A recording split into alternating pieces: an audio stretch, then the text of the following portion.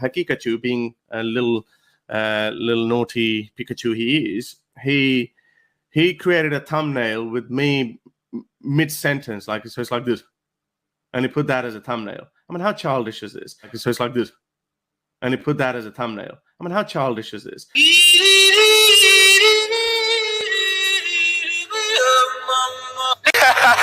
I mean, don't embarrass yourself in front of me.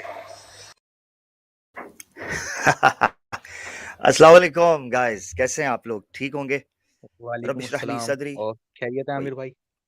अल्लाह का शुक्र। आप सुनाएं अबाउट दीन एंड जी अल्लाह इस्लाम का भाई, शुक्र कैसे है। हैं आप? खैरियत से? जी अल्लाह गुड, का शुक्र है। Thank you, thank you. रब इश्रह ली सदरी व यस्सिर ली अमरी वहलुल उक़दतम मिन लिसानी यफ़क़हू क़ौली। उम्मीद है दोस्त साहब आप खैर वाफियत से होंगे। दोस्तों आज बड़े ही ख़ास प्रोग्राम है, ख़ासम ख़ास, और आज हमारे साथ एक बड़े ही प्यारे गेस्ट भी मौजूद हैं। और ये प्रोग्राम जो है इस वक्त लाइव 3 चैनल्स के ऊपर देखा जा रहा है। माशाल्लाह ये पाकिस्तान में भी देखा जा रहा है, बैक वक्त इंडिया में भी देखा जा रहा है, और इसके साथ साथ दुनिया के दीगर कई ममालिक में इंशाल्लाह ये लाइव आप लोग देख रहे होंगे। कुछ लोग मुझसे वाकिफ़ होंगे और कुछ लोग अबाउट दीन एंड इस्लाम भाई से वाकिफ़ होंगे, जिनको इन शॉर्ट हम अबू ज़र भाई कहेंगे for the easiness of me, कि मैं आसानी से उनको मुखातिब कर सकूं। तो कई लोग अबू ज़र भाई को जानते हैं, मुझे नहीं जानते, और कई लोग मुझे जानते होंगे जो अबू ज़र भाई को नहीं जानते। तो इसलिए ज़रूरी है कि हम दोनों एक दूसरे को थोड़ा सा इंट्रोड्यूस करवा दें अपने अपने लोगों से।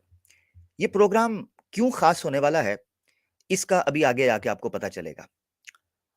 मगर हम कोशिश करते हैं कि ये प्रोग्राम क्यों रखा गया है और इसमें आप लोगों को क्या पता चलने वाला है, ये भी हम आपके साथ ज़िक्र करेंगे।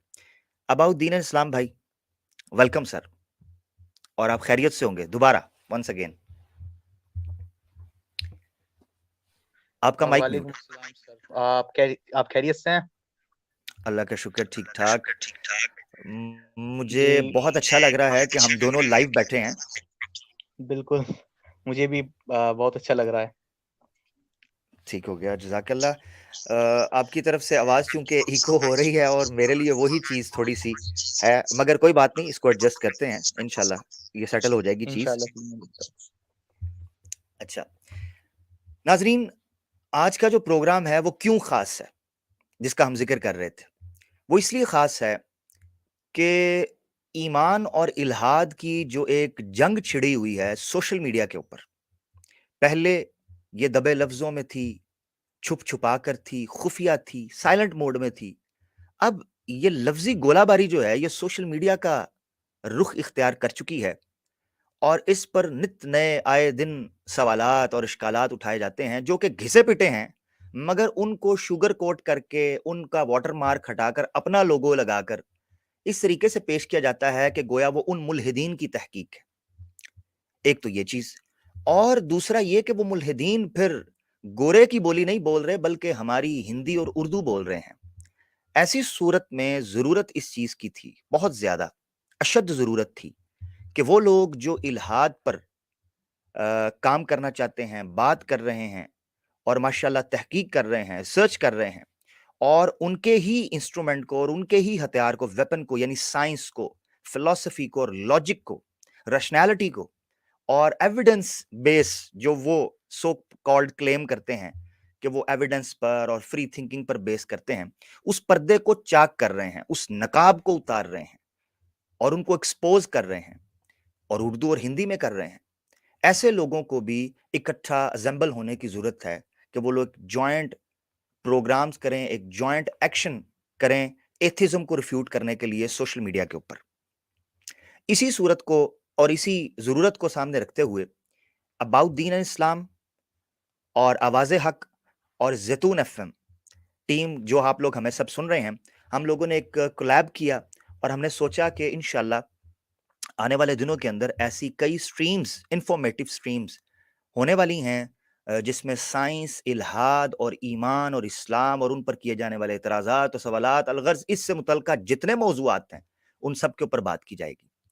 इस सूरत में मैं ज़रूरी समझता हूँ कि मैं अपने नाज़रीन के लिए जो ज़ैतून एफएम पर हमें सुनते रहे हैं और आवाज़ हक पर सुनते हैं, मैं ज़रूरी समझता हूँ कि मैं अबू ज़र भाई का थोड़ा सा इंट्रोड्यूस उनको करवा दूँ। वो कि माशाल्लाह जो लोग हारिस सुल्तान को, गालिब कमाल को और इन जैसे मुल्हिदों को सुनते हैं वो लोग अबू ज़र भाई से इंशाल्लाह वाकिफ होंगे, और जो नहीं हैं वो आज हो जाएंगे। आपको स्क्रीन के ऊपर मैं इनका चैनल जो है वो विजिट करवाना चाहता हूं। इनका चैनल है अबाउट दीन एंड इस्लाम, जिसको आप यूट्यूब पर इस वक्त देख रहे हैं। मैंने स्क्रीन शेयर कर दी है। ये चैनल दोस्तों इंतहाई इंफॉर्मेशन से फुल है और बड़ी मेहनत से और क्रेजी के साथ इसके ऊपर काम किया गया है। मैं इस चैनल को क्यों आपको दिखा रहा हूं, उसकी वजह यह है कि जब हमारे मुसलमान दोस्त, चाहे वो हिंदुस्तान में हैं, पाकिस्तान में, दुनिया के किसी कोने में हैं, जब वो हारिस सुल्तान को, गालिब कमाल को या इन जैसे मुल्हिदीन को बाय नेम आज मैं मेंशन कर रहा हूं, कि इन लोगों को जब सोशल मीडिया पर देखते हैं तो बड़े कंफ्यूज और बड़े नर्वस होते हैं। वो कहते हैं यार हमारे मुसलमान जो है ना इस पर बात नहीं कर रहे, सुनने को नहीं मिल रहा, यूट्यूब पर और सोशल मीडिया के ऊपर बड़े फजूल से टॉपिक्स चल रहे हैं, इन पर कोई बात नहीं कर रहा। तो ये चैनल है जिस चैनल को विजिट करने की जरूरत है, ये आपके सामने। तो आप अबाउट दीन एंड इस्लाम देखें विद साइंस, और इस पर कोई सैकड़ों वीडियोस पड़ी हुई हैं जिसमें न सिर्फ ये कि हारिस सुल्तान और गालिब कमाल, बल्कि जो इंग्लिश बोलने वाले एथिस्ट हैं, इवन क्रिश्चियंस, डेविड वुड जैसा बदबख्त और गुस्ताख, उसको भी इन लोगों ने एक्सपोज किया है। सॉरी फॉर माय लैंग्वेज, मुझे ये अदबी लैंग्वेज के अंदर से यही नाम मिले जो मैं देख सकता था। तो आपको इस वक्त ये चैनल नजर आ रहा है, मैं सिर्फ एक गो थ्रू करवा देता हूँ। वैसे आमिर भाई जी ये जो लोग जी हैं जी, ये रिस्पेक्ट डिजर्व नहीं करते, क्योंकि इन लोगों ने इस तरह के यस, अल्फाज आप सल्लल्लाहु अलैहि वसल्लम की शान में बोले हैं कि अगर इन लोगों को ये बेशक, वर्डिंग्स बोली जाएं तो ये लोग बर्दाश्त नहीं कर सकते। और बहुत सारे मुसलमान जो जाके इनको थोड़ा सा बोलते हैं इनके स्ट्रीम्स पर, गालिब कमाल और हारिस सुल्तान जैसे लोगों के स्ट्रीम पर, तो वो लोग इन लोगों को भगा देते हैं, उनको ब्लॉक कर देते हैं। तो ये खुद थोड़ा यस, सा क्रिटिसिज्म बर्दाश्त नहीं कर सकते। और सॉरी टू बिल्कुल ऐसे इंटरप्ट ही। यू, मैंने ना ना ना ना, ये बिल्कुल बात आपने, जरूरी समझी ऑडियंस को बताना, तो इस वजह से मैंने बिल्कुल बताया। बिल्कुल बिल्कुल आपने ठीक कहा है अबू जर भाई। और मैं ये समझता हूँ कि कोई भी नॉर्मल मुसलमान होगा, बल्कि इंसान होगा जो जज्बात रखता है, जो इमोशंस रखता है, जो रिश्ते रखता है, अगर उसको इस चीज़ का कोई एक्सपीरियंस हो तो वो बड़ी अच्छी तरीके से आपकी बात को समझ सकता है कि जब हम दीन इस्लाम से जो मोहब्बत रखते हैं, हम पाका आकाए नामदार खातमुन नबीन सल्लल्लाहु अलैहि वसल्लम से जो मोहब्बत रखते हैं, हम अपने कुरान से जो मोहब्बत रखते हैं, अपने सिस्टम से जो मोहब्बत रखते हैं, अपनी फैमिली वैल्यूज से जो मोहब्बत रखते हैं, तो उसको कोई भी अगर कोई टारगेट करने की कोशिश करेगा तो यकीनन हम लोग जज्बाती होंगे, दैट्स नेचुरल। और अगर हम नहीं होंगे तो हमें दूसरे लफ्जों के अंदर ये कहा जाएगा कि ये शायद इसमें कोई गैरत नहीं है या इसमें कोई हमीयत नहीं है। तो ये बात आपकी बिल्कुल ठीक है। एनीवेज आगे चलते हैं। इन्होंने अबू जर भाई ने, नाजरीन, बड़े शानदार तरीके से एथिज्म के उस पहलू को जो वो आम तौर पर अपने सहारे के तौर पर इस्तेमाल करता था, मसलन साइंस उनका हथियार था, वो एवोल्यूशन की बात करते थे, वो कॉस्मोलॉजी की बात करते थे, एस्ट्रोफिजिक्स की बात होती है, फिजिक्स की, और फिर इस तरीके से वो मुख्तलिफ साइंस के हीले और हरबे इस्तेमाल करते हैं, उसको डिबंक किया है माशाल्लाह इस यंग चैम्प ने। और मैं अभी आपके सामने एक वीडियो पेश भी करूंगा इनकी, और फिर बड़े तरीके से माशाल्लाह इन्होंने इन चीज़ों को सामने रखा है। और मैं देखता हूँ माशाल्लाह जब इनकी वीडियोस, तो इनका जो विजन है एथिज्म के हवाले से सोशल मीडिया पर, इनकी बड़ी गहरी नज़र है। आप लोग ज़रूर इनके चैनल को विजिट करें। ये इनका तारुफ था कि माशाल्लाह ये यंग चैम्प एनर्जेटिक इस हवाले से काम कर रहे हैं, और आप लोगों को इस चीज़ की बड़ी आप ये समझें कि आप लोगों पर ये रिस्पॉन्सिबिलिटी बनती है एज ए मुस्लिम कि आप इन चैनल्स को विजिट करें, और उन लोगों तक जो इन जैसे मुल्हिदीन को सुनते हैं और उनकी बोंगियों से तंग आए हुए हैं, उन लोगों को ये लिंक्स जो हैं उनको फॉरवर्ड करें। आने वाले अभी टाइम के अंदर आपके सामने बहुत सी चीज़ें पेश करने लगे हैं। मैं काफ़ी कुछ बोल चुका। ये एक चूँकि एक इंट्रोडक्टरी और एक आप ये समझें कि एक पहली हमारी सिटिंग थी, गैदरिंग थी, जॉइंट हमारा ये सेशन था, तो इसलिए थोड़ा-सा इंट्रो बैकग्राउंड देना बड़ा ज़रूरी था, जो मैंने दे दिया। नेक्स्ट जब हम स्ट्रीम्स करेंगे तो इंशाल्लाह स्ट्रेट टू द टॉपिक होगा और आपको बड़ा मज़ा आएगा। अबू ज़र भाई, आप कुछ कहना चाहते हैं? आप कह सकते हैं इब्तिदाई तौर पर। ये मेरा इब्तिदाइया था और मैं चाहता था कि मैं अपने नाज़रीन से आपका तारुफ़ करवाऊँ। और अबू ज़र भाई नाज़रीन इंडिया से हैं, और माशाल्लाह आप सुनेंगे इनको और आपको पता चल जाएगा कि ये कैसे हैं और क्या करते हैं माशाल्लाह। ज़ुल्म ढाते हैं ये मुल्हिदीन पर। जी अबू ज़र भाई, ओवर टू यू। जी, thank you for this generous, very generous introduction, जो कि मैं कुछ भी नहीं है, सच्ची में वर्क है ये, बड़ा नॉर्मल सा वर्क है जो कि इंटरनेट पर चारों तरफ अवेलेबल है। लेकिन सारे ये जो आर्ग्यूमेंट्स ये मुल्हिद प्रेजेंट्स करते हैं अपनी बुक में, वीडियोस में, ये सब इतने अनसाइंटिफिक होते हैं और इनका सच्चाई से कोई ताल्लुक नहीं होता, जिनको डिबंक करने के लिए कोई रॉकेट साइंस की जरूरत नहीं होती। आपको बस 2-4 ट्रस्टेड सोर्स पता होने चाहिए कि यहाँ पर आपको अच्छी इंफॉर्मेशन मिलेगी और प्रॉपर रिसर्च के साथ वो इंफॉर्मेशन मिलेगी। फॉर एग्जांपल, आप किसी भी ट्रस्टेड सोर्स पे जा सकते हैं, इन लोगों की स्टडी, आप वहाँ पे साइंटिस्ट जो हैं वो बतेरी स्टडीज पब्लिश करते हैं, जो ये एवोल्यूशन के हवाले से बोलते हैं, जो ये लोग वेस्टिजियल रूडिमेंट्री ऑर्गन्स के हवाले से बोलते हैं, वो सब चीजें साइंटिस्ट एकेडेमिया में और रिसर्च पेपर्स में डिस्कस होती हैं, लेकिन ये उस तरीके से बिल्कुल डिस्कस नहीं होती जिस तरीके से ये लोग उसको प्रेजेंट करते हैं। ये लोग तो अपना एक प्रोपागेंडा बना करके उन चीजों को प्रेजेंट करते हैं, जिससे लगता है कि वाओ यार, ये तो कंप्लीटली एक तो ऐसी स्टोरी सुना रहे हैं जैसे बिल्कुल इसी तरीके से सब कुछ हुआ होगा। लेकिन जब वो चीजें साइंटिस्ट डिस्कस करते हैं तो वहां पे कहानी कुछ और चल रही होती है। अभी इंशाल्लाह मैं इन लोगों की बोंगिया में दिखाऊंगा, मैंने कुछ इकट्ठा करी हैं, और इनकी हारिस सुल्तान की ये पर्सन, मैं इसको जो हूँ ब्रेन डेड ज़ॉम्बी कहता हूँ, क्योंकि इन लोगों के दिमाग के टावर्स जो हैं वो अब सही नहीं रहे। किसी ने बिल्कुल परफेक्ट पिक्चर बनाई है, बड़ी फनी है। तो मैं उससे पहले आमिर भाई का तारुफ आप लोगों से कराना चाहता हूँ। जाहिर बात है ये स्ट्रीम जो है वो मेरे चैनल पे भी चल रही होगी। तो आमिर भाई जो हैं वो बहुत ही हम्बल पर्सन है। मुझे पर्सनली बहुत खुशी हुई आपसे बात करके आमिर भाई। और इनका चैनल है आवाज़े हक नाम का यूट्यूब चैनल है। आप लोग जाइए और बिल्कुल बिना किसी सोच के सब्सक्राइब कर दीजिए, क्योंकि मैंने इनकी एक स्ट्रीम देखी थी। मैं ज़्यादा वीडियोस इनकी नहीं देख पाया हूँ। इंशाल्लाह मैं सोच रहा हूँ कि देखूं। ये स्ट्रीम जो थी वो थी सजदे वाली हदीस पर, जो आप लोग मेरे से अक्सर सवाल पूछते हैं, जो मेरे चैनल के ऑडियंस हैं, कि सूरज जो है वो अल्लाह मियाँ को सजदा करता है थ्रोन के नीचे। तो उस हदीस पर आमिर भाई ने स्ट्रीम करी थी। वो बहुत ही लाजवाब स्ट्रीम थी और मेरी भी काफ़ी हेल्प हुई इंशाल्लाह, क्योंकि मैं भी उस टॉपिक पर एक वीडियो बनाने का प्लान कर रहा हूँ। तो आप जा कर के इनका चैनल ज़रूर सब्सक्राइब कीजिएगा। और अब मैं जो हूँ इन लोगों की बोंगियों पर बात करना चाहता हूँ। ठीक है आमिर भाई, मैं तो क्योंकि तो बहुत मैं कम तरस रहा हूँ, स्ट्रीम करता मैं हूँ, तो तो मैं वेट कर रहा हूँ सर मैं इनकी बोंगियां सुनने के लिए, and I know you did very well, माशाल्लाह। ठीक है, तो मैं उससे पहले एक डिस्क्लेमर देना चाहता हूँ कि मैं जो हूँ बहुत ही कम इस तरह की लाइव स्ट्रीम करता हूँ, और मैं बहुत ज़्यादा हकला भी रहूँगा। ज़ाहिर बात है आप लोगों को दिख रही होगी कि मैं किस तरीके से बोल रहा हूँ, क्योंकि मुझे बिल्कुल भी इस तरह से बोलने की प्रैक्टिस नहीं है। मैं पहले स्क्रिप्ट लिखता हूँ, उसके बाद सब चीज़ को बोलता हूँ। कभी-कभार स्क्रिप्ट के बिना भी काम हो जाता है, जब इनकी बोंगियाँ थोड़ी-सी ज़्यादा ही एक्स्ट्रा ऑर्डिनरी होती हैं। तो मैं तो जब क्या कहते हैं, मैं इस तरीके से बोलते में मिस्टेक करूँगा, ज़ाहिर बात है इस स्ट्रीम में बहुत ज़्यादा मिस्टेक करने वाला हूँ, क्योंकि मुझे बिल्कुल भी इस तरह की प्रैक्टिस नहीं है। आमिर भाई तो माशाल्लाह बहुत ज़बरदस्त उनकी स्पीच है। तो मैं मिस्टेक करने वाला हूँ, तो मेरी उन गलतियों को नज़रअंदाज करिएगा। तो इंशाल्लाह स्टार्ट करते हैं। तो आपने स्टार्टिंग में एक क्लिप देखी, वो क्लिप तो दोबारा चलानी चाहिए मेरे हिसाब से। जी जी जरूर।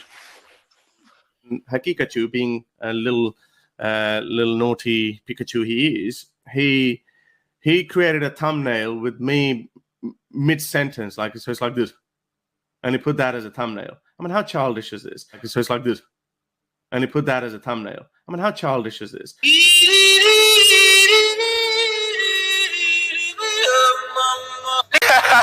I mean, don't embarrass yourself in front of me. ये इनका बेसिक सा तारुफ था हारिस सुल्तान का। ये अपने स्ट्रीम में जब बैठता है ना शख्स, तो इसको खुद नहीं पता होता कि मैं क्या बोलने वाला हूँ, और अपनी कही बातों से इतना कॉन्ट्रडिक्ट करता है। मेरे चैनल पर ऑलमोस्ट 70 to 80 वीडियोस पड़ी हैं, और जिनमें से ज्यादातर एक बहुत बड़ा हिस्सा इसके कॉन्ट्रडिक्शन पर है। जो इसने पहले बात कही वो उसकी अगली बात से कॉन्ट्रडिक्ट करती है। तो ये शख्स जो है जब वो बैठता है इस्लाम और कुरान पर एतराज करने, तो इसको खुद नहीं पता चलता कि मैं बोलने क्या जा रहा हूँ अपनी स्ट्रीम में। जाहिर बात है आप हफ्ते में 2-2 3-3 स्ट्रीम कर रहे हो और आपके पास कंटेंट कुछ नहीं होता, तो आप यही एक नॉर्मल इंसान जिसको पैसे कमाने से मकसद है, कुछ लोग पेट्रियन पे जो इस्लामोफोब्स हैं वो बंद चुके हैं, वो हर महीने इनको अपनी सैलरी समझ करके, इनकी सैलरी समझ करके इनको पे कर देते हैं। तो वो लोग ये नहीं देखते कि ये शख्स क्या बोल रहा है, बस इस्लाम के अगेंस्ट बोल रहा है, तो इट मीन्स के कुछ भी हो इस्लाम के अगेंस्ट इनको कुछ ना कुछ सुनना है। आप किसी भी ऐसे चैनल पे चले जाओ, इस्लामोफोब चैनल पर, आपको वहां पे कंटेंट नहीं मिलेगा। वो लोग ना तो अपनी वीडियो एडिट करने में इतना समय देते हैं और ना ही कोई इस तरीके से प्रेजेंट करते हैं आर्गुमेंट को, ना ही उनकी कोई क्रेडिबिलिटी होती है, लेकिन फिर भी लोग उनको सुनते हैं। उसकी वजह मुझे बिल्कुल समझ में नहीं आती। जाहिर बात है, मैं तो इसको एक मिरेकल समझता हूँ, क्योंकि इन लोगों को कोई कंटेंट नहीं होता और उसके बावजूद भी लोग इनको सुनते हैं। तो उनमें से ही मैंने कुछ बोंगियां सिलेक्ट करी हैं हारिस सुल्तान की बुक में से। तो इंशाल्लाह मैं अब स्टार्ट करने जा रहा हूँ। तो सबसे पहला जो क्लेम हारिस सुल्तान ने किया अपनी बुक में, जो मैंने पहली बार इसकी बुक ओपन करी, मैंने कल या 2-3 दिन पहले इसकी सबसे पहली बार बुक ओपन करी। तो पहला, वो कहते हैं ना कि first impression is the last impression. जब आपको कोई पहली बार इंप्रेस नहीं कर पाता ना, तो फिर आप उसको कितने भी कोशिश कर लो, आप उसकी बुक ज्यादा कंटिन्यू नहीं कर सकते। तो मैंने इसके शुरुआत के कुछ चैप्टर्स पढ़े और इसके अंदर इंतहाई मतलब इतनी गलतियां और इतनी बोंगियां थी। ना तो इसका ताल्लुक साइंस से था, जो कि आपको इनके अकॉर्डिंग सच देती है, जो कि बिल्कुल सच नहीं देती। साइंस का ताल्लुक सच से नहीं है। साइंस जो है वो हमेशा एक एवर इवॉल्विंग स्टडी है, जो कि आपको हर दौर में अलग अलग चीजें बताती आ रही है। आप 100 साल पहले की हिस्ट्री उठा के देख लो, 100 साल पहले साइंस कुछ और थी और आज आप देखोगे और आज कुछ और है, और आज से 100 साल बाद साइंटिस्ट कुछ और कहेंगे। साइंस हमेशा चेंज होती आ रही है, लेकिन ये लोग साइंस को हथियार बनाकर कुरान पर, इस्लाम पर एतराज करते हैं, जैसे कि साइंस एब्सोल्यूट ट्रुथ देती है। जबकि साइंटिस्ट इस बात से खुद एग्री करते हैं कि science is not about absolute truth. Science absolute truth के साइंस हमको एब्सोल्यूट ट्रुथ नहीं देती। तो जैसे इसने ये स्क्रीनशॉट दिखाया अपनी बुक में एम्ब्रियोलॉजी के ताल्लुक से, तो पहला तो इसने क्लेम ये किया कि कुरान जो है वो ये कहता है कि अल्लाह ताला फीटस को, जो बच्चा होता है, उसको लीच लाइक सब्सटेंस बना देता है। तो पहला तो इसका क्लेम ये था कि इस तरह की बात डिक्शनरी में नहीं लिखी हुई, और ये सब कुछ मॉडर्न मुस्लिम जो हैं वो इस तरह की इंटरप्रिटेशन निकालते हैं कि कुरान में लिखा है कि लीच लाइक सब्सटेंस बन जाता है एम्ब्रियो। तो इसने कहा कि लीच लाइक सब्सटेंस जो है वो मॉडर्न इंटरप्रिटेशन है मुसलमानों की, जबकि क्लासिकल डिक्शनरीज में ऐसा कुछ नहीं मिलता। जबकि ये बात क्लियरली एक झूठ थी। क्लासिकल डिक्शनरी लेन लेक्सिकॉन जो कि नॉन मुस्लिम्स ने लिखी है, उसमें हमको साफ साफ लिखा हुआ मिलता है कि जो अलका वर्ड का मतलब है वो लीच लाइक सब्सटेंस भी होता है। तो ये एक झूठ था। तो इसने कहा कि मुसलमान जो है वो ये दो इमेजेस दिखाते हैं। एक जो है वो एम्ब्रियो की होती है, और दूसरी नीचे जो आप देख सकते हैं ब्लैक कलर की, ये लीच की होती है। लीच जो आपका खून चूसता है, जंगलों वगैरह में पाए जाते हैं ये। तो ये इसने ये क्लेम किया कि मुसलमान जो है वो सब कुछ निकाल विकाल के एम्ब्रियो को अपनी तरीके से फॉर्म करके, अपनी तरीके से ड्राइंग बना करके प्रेजेंट करते हैं और लीच की तरह दिखाते हैं। जबकि एक एम्ब्रियो जो है, इन्होंने भी हारिस सुल्तान ने भी एक ड्राइंग का यूज किया। उन्होंने कहा कि देखो एम्ब्रियो जो है वो ऐसा दिखता है। मतलब इसने ये कहा कि मुसलमान जो एम्ब्रियो दिखाते हैं वो बिल्कुल गलत है, और एम्ब्रियो जो है वो 24 डेज का इस तरह का दिखता है, ना कि लीच जैसा। तो कुरान जो है वो गलत है। तो पहली बात तो ये है कि आप किसी भी चीज को, आमिर भाई, आप किसी भी चीज को देखोगे एक एंगल जी से जी और फिर आप उसको दूसरे एंगल से देखोगे तो वो कंप्लीटली डिफरेंट लगेगा। फॉर एग्जाम्पल, इसकी ये बुक ही ले लो। ये अभी ये बिल्कुल स्क्वायर रेक्टेंगल शेप में है, लेकिन आप इसको पलट के देखोगे तो ये अलग शेप की दिखेगी, और आप इसको फ्रंट से देखोगे तो बिल्कुल अलग शेप की दिखेगी। तो ये कोई भी आर्ग्यूमेंट 3D इसका चीज बहुत ही होगी। यस यस बिल्कुल बिल्कुल 3D चीज होती है, वो आपको अलग अलग एंगल से देखने पर अलग अलग दिखती है। तो उसी तरह ये अगर एक साइड की, अगर इसकी इस ड्राइंग को सही भी मान लें कि एम्ब्रियो ऐसा भी दिखता है, तो वो एक तरफ से दिखता है। आपको आवाज आ रही है? जी जी बिल्कुल बिल्कुल समझ में आया मुझे? क्योंकि समझ में मतलब मैं समझ तो पा रहा हूँ कि मैं समझा पा रहा हूँ, लेकिन मुझे नहीं पता कि आप लोगों को समझ में आ रहा है या नहीं, क्योंकि मुझे ज्यादा बिल्कुल बिल्कुल समझ आ रहा है, बिल्कुल समझ आ रहा है। ठीक ठीक ठीक। कैरी तो ऑन प्लीज। इसका बिल्कुल दावा सिंपल सा था इसका, कि मुसलमान जो है वो इस तरह की इमेज दिखाते हैं और कहते हैं कि अल्लाह ताला ने 1400 साल पहले बता दिया था कि एम्ब्रियो जो है वो लीच की तरह दिखता है। तो इसने इस दावे को रद्द करने की कोशिश करी और कहा कि देखो एम्ब्रियो जो है वो इस तरह का दिखता है। तो मैं कह रहा हूं कि एम्ब्रियो जो है वो किसी भी तरीके का दिखे, इससे कोई फर्क नहीं पड़ता। अगर कुरान में लिखा है कि अल्लाह ताला एम्ब्रियो को लीच की तरह बना देते हैं, तो इसका मतलब ये नहीं है कि अपीयरेंस की बात हो रही हो। लेकिन अल्हम्दुलिल्लाह अपीयरेंस भी, आज मैं आपको एक्सरेज दिखाने वाला हूँ। इसने तो ये कुछ ड्राइंग्स दिखाई जो कि टेक्स्ट बुक्स वगैरह में या गूगल पे आपको चार्ट्स इसके मिल जाएंगे ड्राइंग्स के। तो ये कुछ एक्चुअल एक्सरेज हैं एम्ब्रियो के, आपको दिख रहे हैं? ये 22 टू ओह 25 ग्रेट। डेज का एम्ब्रियो के एक्सरे हैं। तो ये कैसा हम्म दिख रहा है? अब ये बिल्कुल लीच की तरह दिख रहा है या नहीं? हमारी एग्जैक्टली ड्राइंग जो थी, जो ये ड्राइंग है ब्लैक कलर की लीच, और ये एक्सरे है, तो ये बिल्कुल जो है वो लीच की तरह दिखते हैं एक्सरे से। ये एक्चुअल एक्सरेज हैं, ये कोई ड्राइंग्स नहीं है। और अब मैं आपको दिखाता हूँ, ये देखिए, ये लीच है और ऊपर जो है वो लीच है और नीचे जो है वो एम्ब्रियो है। क्या इनमें सिमिलैरिटी नहीं है? मुझे तो सेम लग रहा है, आपने बताया तो मुझे, या even there is written, that's why I know that, otherwise मुझे पता भी ना चलता। बिल्कुल, यस। बिल्कुल, इनमें बहुत ज़्यादा सिमिलैरिटी है। तो हैरिस सुल्तान की बुक का जो ये आर्गुमेंट है कि मुसलमान जो है वो जानबूझ के ड्राइंग्स बनाते हैं इस तरह की, इस वजह से हमको सिमिलैरिटी दिखती है, वरना अदरवाइज़ कोई सिमिलैरिटी नहीं है। तो ये पूरी तरह से बकवास आर्गुमेंट है, बहुत ही अनरिसर्च्ड आर्गुमेंट है। इसका बहुत आराम से जवाब दिया जा सकता है और ये एक्स-रेज़ जो हैं वो इंटरनेट पे चारों तरफ अवेलेबल हैं। आप कहीं पे भी टाइप कर सकते हैं, 22 टू 25 डेज़ फीटस के जो एक्स-रेज़ हैं वो आपको आराम से मिल जाएँगे।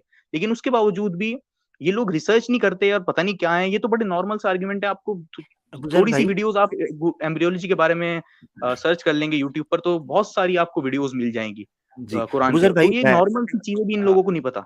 जी जी, अबूज़र भाई मैं ये कहने लगा था, सॉरी आपको इंटरप्ट किया। आप कह नहीं रहे नहीं थे कि बताइए। रिसर्च नहीं करते ये क्यों ये इस तरह करते हैं? मैं आपको बता रहा हूँ कि इस्लाम के खिलाफ बोलने के लिए कोई रिसर्च नहीं चाहिए। जस्ट यू से कि आप इस्लाम के खिलाफ बोल रहे हैं और लोग आपको सुनेंगे बस। मसलन बोंगी से बोंगी बात मार दें और आप सिर्फ इस्लाम के खिलाफ बात कर रहे हैं। इसके लिए रिसर्च नहीं। रिसर्च तो वो लोग करते हैं जो नेक नीति के साथ काम करना चाहते हों, और जिन्होंने सिर्फ इस्लाम के खिलाफ ज़ुबान खोलनी है और एतराज़ात करने हैं, वो जो मर्ज़ी बोलते रहें। और ये कर रहे हैं साइंस के साथ भी। तो ये हाल है इस वक़्त साइंस का। जी। बिल्कुल, बिल्कुल, आपने सही बात बोली कि इन लोगों को रिसर्च की ज़रूरत नहीं होती, सिर्फ़ एक गूगल पे डालना है और इतनी सारी एंटी इस्लामिक वेबसाइट आ जाएँगी, विकी इस्लाम हो गया, आंसरिंग इस्लाम हो गया, इतनी सारी वेबसाइट विद प्रॉपर रेफरेंसेस। आदमी उन हुँ, रेफरेंसेस को चेक करता है तो वो ज़ाहिर बात है, वो जो सही बुखारी के और उनको आउट ऑफ कॉन्टेक्स्ट करके ये लोग दिखाते हैं, तो वो सही निकलते हैं, तो मुसलमान सोचता है कि यार ये साइटें सही बोल रही हैं। लेकिन आप जब डीप डाउन जाके रिसर्च करते हो, तो तब आपको उनके फ्लॉज़ पता चलते हैं। तो उसी तरह का फ्लॉ इनके साथ भी हुआ। इन्होंने आर्गुमेंट तो बना दिया अपनी बुक के अंदर कि इस तरह से कुछ भी लीच जो है वो एम्ब्रियो जो है वो लीच जैसा नहीं दिखता। लेकिन इन रियलिटी वो लीच जैसा दिखता है और लीच जैसी हरकतें भी करता है इत्तेफाक से। इत्तेफाक से कहें, ज़ाहिर बात है अल्लाह ताला को तो पता था, हम तो हुँ। ये लोग तो इत्तेफाक मानेंगे। तो लीच जैसी हरकत करता है। आप आमिर भाई ये बताइए कि जो एक फीटस होता है मदर वूम में, वो जी। अपना ब्लड और अपने न्यूट्रिएंट्स वगैरह वो कहाँ से हासिल करता है? हुँ। ज़ाहिर बात है वो अपनी मदर से ही सब कुछ हासिल मदर से करता है, वो ब्लड भी एम्ब्रियो ऑब्वियसली उसका एम सारा सोर्स तो उसकी मदर ही है, बिल्कुल। सारा सोर्स उसकी मदर है। Same with Leach. लीच जो है, जो ये लीच होते हैं, ये अपने होस्ट से सब चीज़ खाना, खून वगैरह सब अपने होस्ट से हासिल करते हैं। जिनको हुँ, ये लोग बाइट करते हैं, उसी से ये लोग खाना खाना भी लेते हैं। उस ज़ाहिर बात है ये खून चूसते हैं उनका, तो हुँ। उस उसी से अपने होस्ट से ये सब अपना लेते हैं। तो उसी तरह मैं से ये बताता जैसे अगर मैं बताता चलूँ, सॉरी मैं बात काट रहा हूँ। ये लीच जी, जी। जिन लोगों को नहीं पता, उर्दू के अंदर लीच के लिए या पंजाब वगैरह में जोंक कहते हैं। जोंक जो होती है, जिसको जोंक वो चिमड़ जाती है, पानी के अंदर ज़्यादातर ये सर्वाइव करती है, तो ये भैंसों को, जानवरों को, जो मैमल्स जो उसमें से उनको ये चिमड़ जाती है, चिमट के उनको सक करती है उनके ब्लड को। तो ये उसी तरह ही डाइट लेती है जिस तरीके से एक माँ के पेट में जो फीटस होता है, जो लीच लाइक शेप होती है, लाइक 24-25 डेज़ का जो आपको ये एक शो कर रहे हैं पिक्चर के अंदर, तो बिल्कुल वो ऐसे ही सक करता है, जैसे मदर के वोम के अंदर ये करते हैं। जी। जी, बिल्कुल, मैं ये भूल गया था बताना कि उसको हिंदी-उर्दू में जोक कहते हैं, जोक जाना जाता है लीच को। तो ये आर्गुमेंट इसका कंप्लीटली डिबंक हो जाता है, क्योंकि एक फीटस जो है वो लीच की तरह रिएक्ट करता है, वो अपनी मदर से खून हासिल करता है और एक लीच की तरह इत्तेफ़ाक से, इन लोगों के लिए इत्तेफ़ाक से लीच की तरह एक एम्ब्रियो जो है वो दिखता है। ये एक्चुअल एक्स-रेज़ हैं लीच के। तो इनका ये आर्गुमेंट पूरी तरह से गलत साबित हो जाता है। अच्छा, आगे इसकी बुक में और पढ़ी मैंने, तो फिर इसका एक और आर्गुमेंट आया। वो आर्गुमेंट सही हदीस के ऊपर था एक। तो ये हदीस जो है, ये हदीस कहती है कि अल्लाह हर एक वूम्ब पर, ये भी एम्ब्रियोलॉजी के ताल्लुक से इसका चैप्टर है एक एम्ब्रियोलॉजी के ऊपर। पूरा का पूरा बोंगा चैप्टर है, आप उसको पढ़ेंगे तो ज़ाहिर बात है अगर कोई एक आपकी हिम्मत है, एकेडमिक वैसे इंसान आपने पढ़ लिया है, आपकी हिम्मत है। उम, मैंने भी पहली बार इसकी 2-3 दिन पहले बुक, क्योंकि इसकी वीडियोज़ मैं 70-80 इसके ऊपर बना चुका हूँ। अब मैंने कहा मुझे कंटेंट नहीं मिला, तो मैं परेशान हो रहा था, मैं क्या बनाऊँ, क्या बनाऊँ? तो अचानक से इसका पीडीएफ मेरे सामने आया इसकी बुक का। ठीक, ठीक। तो सच्ची में मैंने सबसे पहले जो जंप किया वो बिग बैंग वाला चैप्टर था और उसके अंदर इतनी बोंगियाँ मैंने अपनी रीसेंट वीडियो में इसको पॉइंट आउट किया है कि ठीक। अपनी सबसे पहले चैप्टर जो उसने, जहाँ पे मैं एंटर किया, उसने 3-4 लाइन बाद खुद ही को रिफ्यूट कर लिया बिग बैंग के हवाले से जो इसका सवाल था। तो उसके 3-4 लाइन बाद इसने खुद ही को रिफ्यूट कर लिया। तो वो फर्स्ट इंप्रेशन, वो लास्ट इंप्रेशन था, वो इसने क्योंकि खुद का इंप्रेशन खुद को डिस्ट्रॉय कर लिया अपनी बुक में 3-4 लाइन बाद, तो मैं ज्यादा कंटिन्यू कर नहीं पाया। तो जहां तक मैंने इसकी बुक कंटिन्यू करी है, मैं वहां तक का आपको रिप्लाई दे रहा हूँ। और आगे भी अगर मैंने इसको ओपन चैलेंज दिया है हारिस सुल्तान को, अब भी ओपन चैलेंज है, अगर तुम सुन रहे हो, जो कि मुझे ज्यादातर उम्मीद है कि तुम सुन रहे हो, अगर तुमको कुछ ऐसा लगता है हारिस कि तुम्हारी बुक में कोई ऐसा आर्ग्यूमेंट है जिसका जवाब मुसलमान नहीं दे सकते, तुम्हारे हिसाब से मुसलमान नहीं दे सकते, तो प्लीज, मेरे ऊपर तो तुम वीडियो बनाते नहीं हो, जाहिर बात है, तुम लोग जो ये लोग आमिर भाई उन लोगों पे वीडियो बना सकते हैं जिनके सब्सक्राइबर मेरे से कम है, प्रीवियसली इन्होंने करा है, उनके व्यूज मेरे से कम है, उनकी जो ऑडियंस है वो, उनकी इंगेजमेंट मेरे से कम है, उनके ऊपर ये लोग वीडियो बनाते हैं, लेकिन हमारे ऊपर ये लोग वीडियो नहीं बनाते। जो 3-4 चैनल मैंने अभी उठाए हैं, अपना क्या कहते हैं, अल्लाह ताला ने जाहिर बात है उनको धीरे धीरे बनाए, असबाब बनाए, वो हम मुझसे मिले आकर के। तो हम 3-4 चैनल ने जो इनकी बोंगियां पॉइंट आउट की हैं, इंशाल्लाह उनके साथ भी हम कभी स्ट्रीम करेंगे। तो हमारा कभी भी ये लोग जवाब नहीं देते, हमसे छोटे चैनल्स को जवाब देते हैं, हाँ उनको जवाब देना है, लेकिन हमें कभी नहीं इनको हमारे कभी जिक्र भी करते हैं तो बस इस तरह से करते हैं कि इन लोगों का चैनल तो करियर ही मेरे ऊपर बना हुआ है। मतलब ये कहता है कि बस हमारा यही है ना। जितने भी चैनल हैं कि इनका करियर, बस इनके पास यही एक आर्ग्यूमेंट है, ये कहते हैं कि हमारा जितने भी चैनल भी करियर हमारा बना हुआ है वो इन लोगों के वीडियोस के ऊपर बना हुआ है। तो बस ये इनका सबसे स्ट्रॉन्ग आर्ग्यूमेंट है हमारे अगेंस्ट, और तो इन्होंने कभी हमें रिप्लाई दिया नहीं और ना ही इंशाल्लाह देंगे। और अगर देंगे तो मैं इंशाल्लाह इनके जो भी इनके आर्ग्यूमेंट होंगे उनका जवाब दूंगा। तो आगे इन्होंने एक हदीस दिखाई, सही बुखारी की हदीस है, इसमें लिखा है कि अल्लाह ताला ने हर वूम्ब के ऊपर एक एंजल अपॉइंट कर रखा है। तो जब भी एंजल सीमेन को देखता है तो वो कहता है, O lord a semen, a drop of semen, O lord a clot, O lord a little lump of flesh. Then if Allah wishes to create its completion, then if Allah wishes to complete its creation, the angel asks, oh Lord, will it be a male or female? तो basically ये हदीस है, और ये हदीस कहती है कि जो एंजल में, जो माँ के पेट में बच्चा होता है, फीटस होता है, वो मेल या फीमेल काफी बाद में बनता है।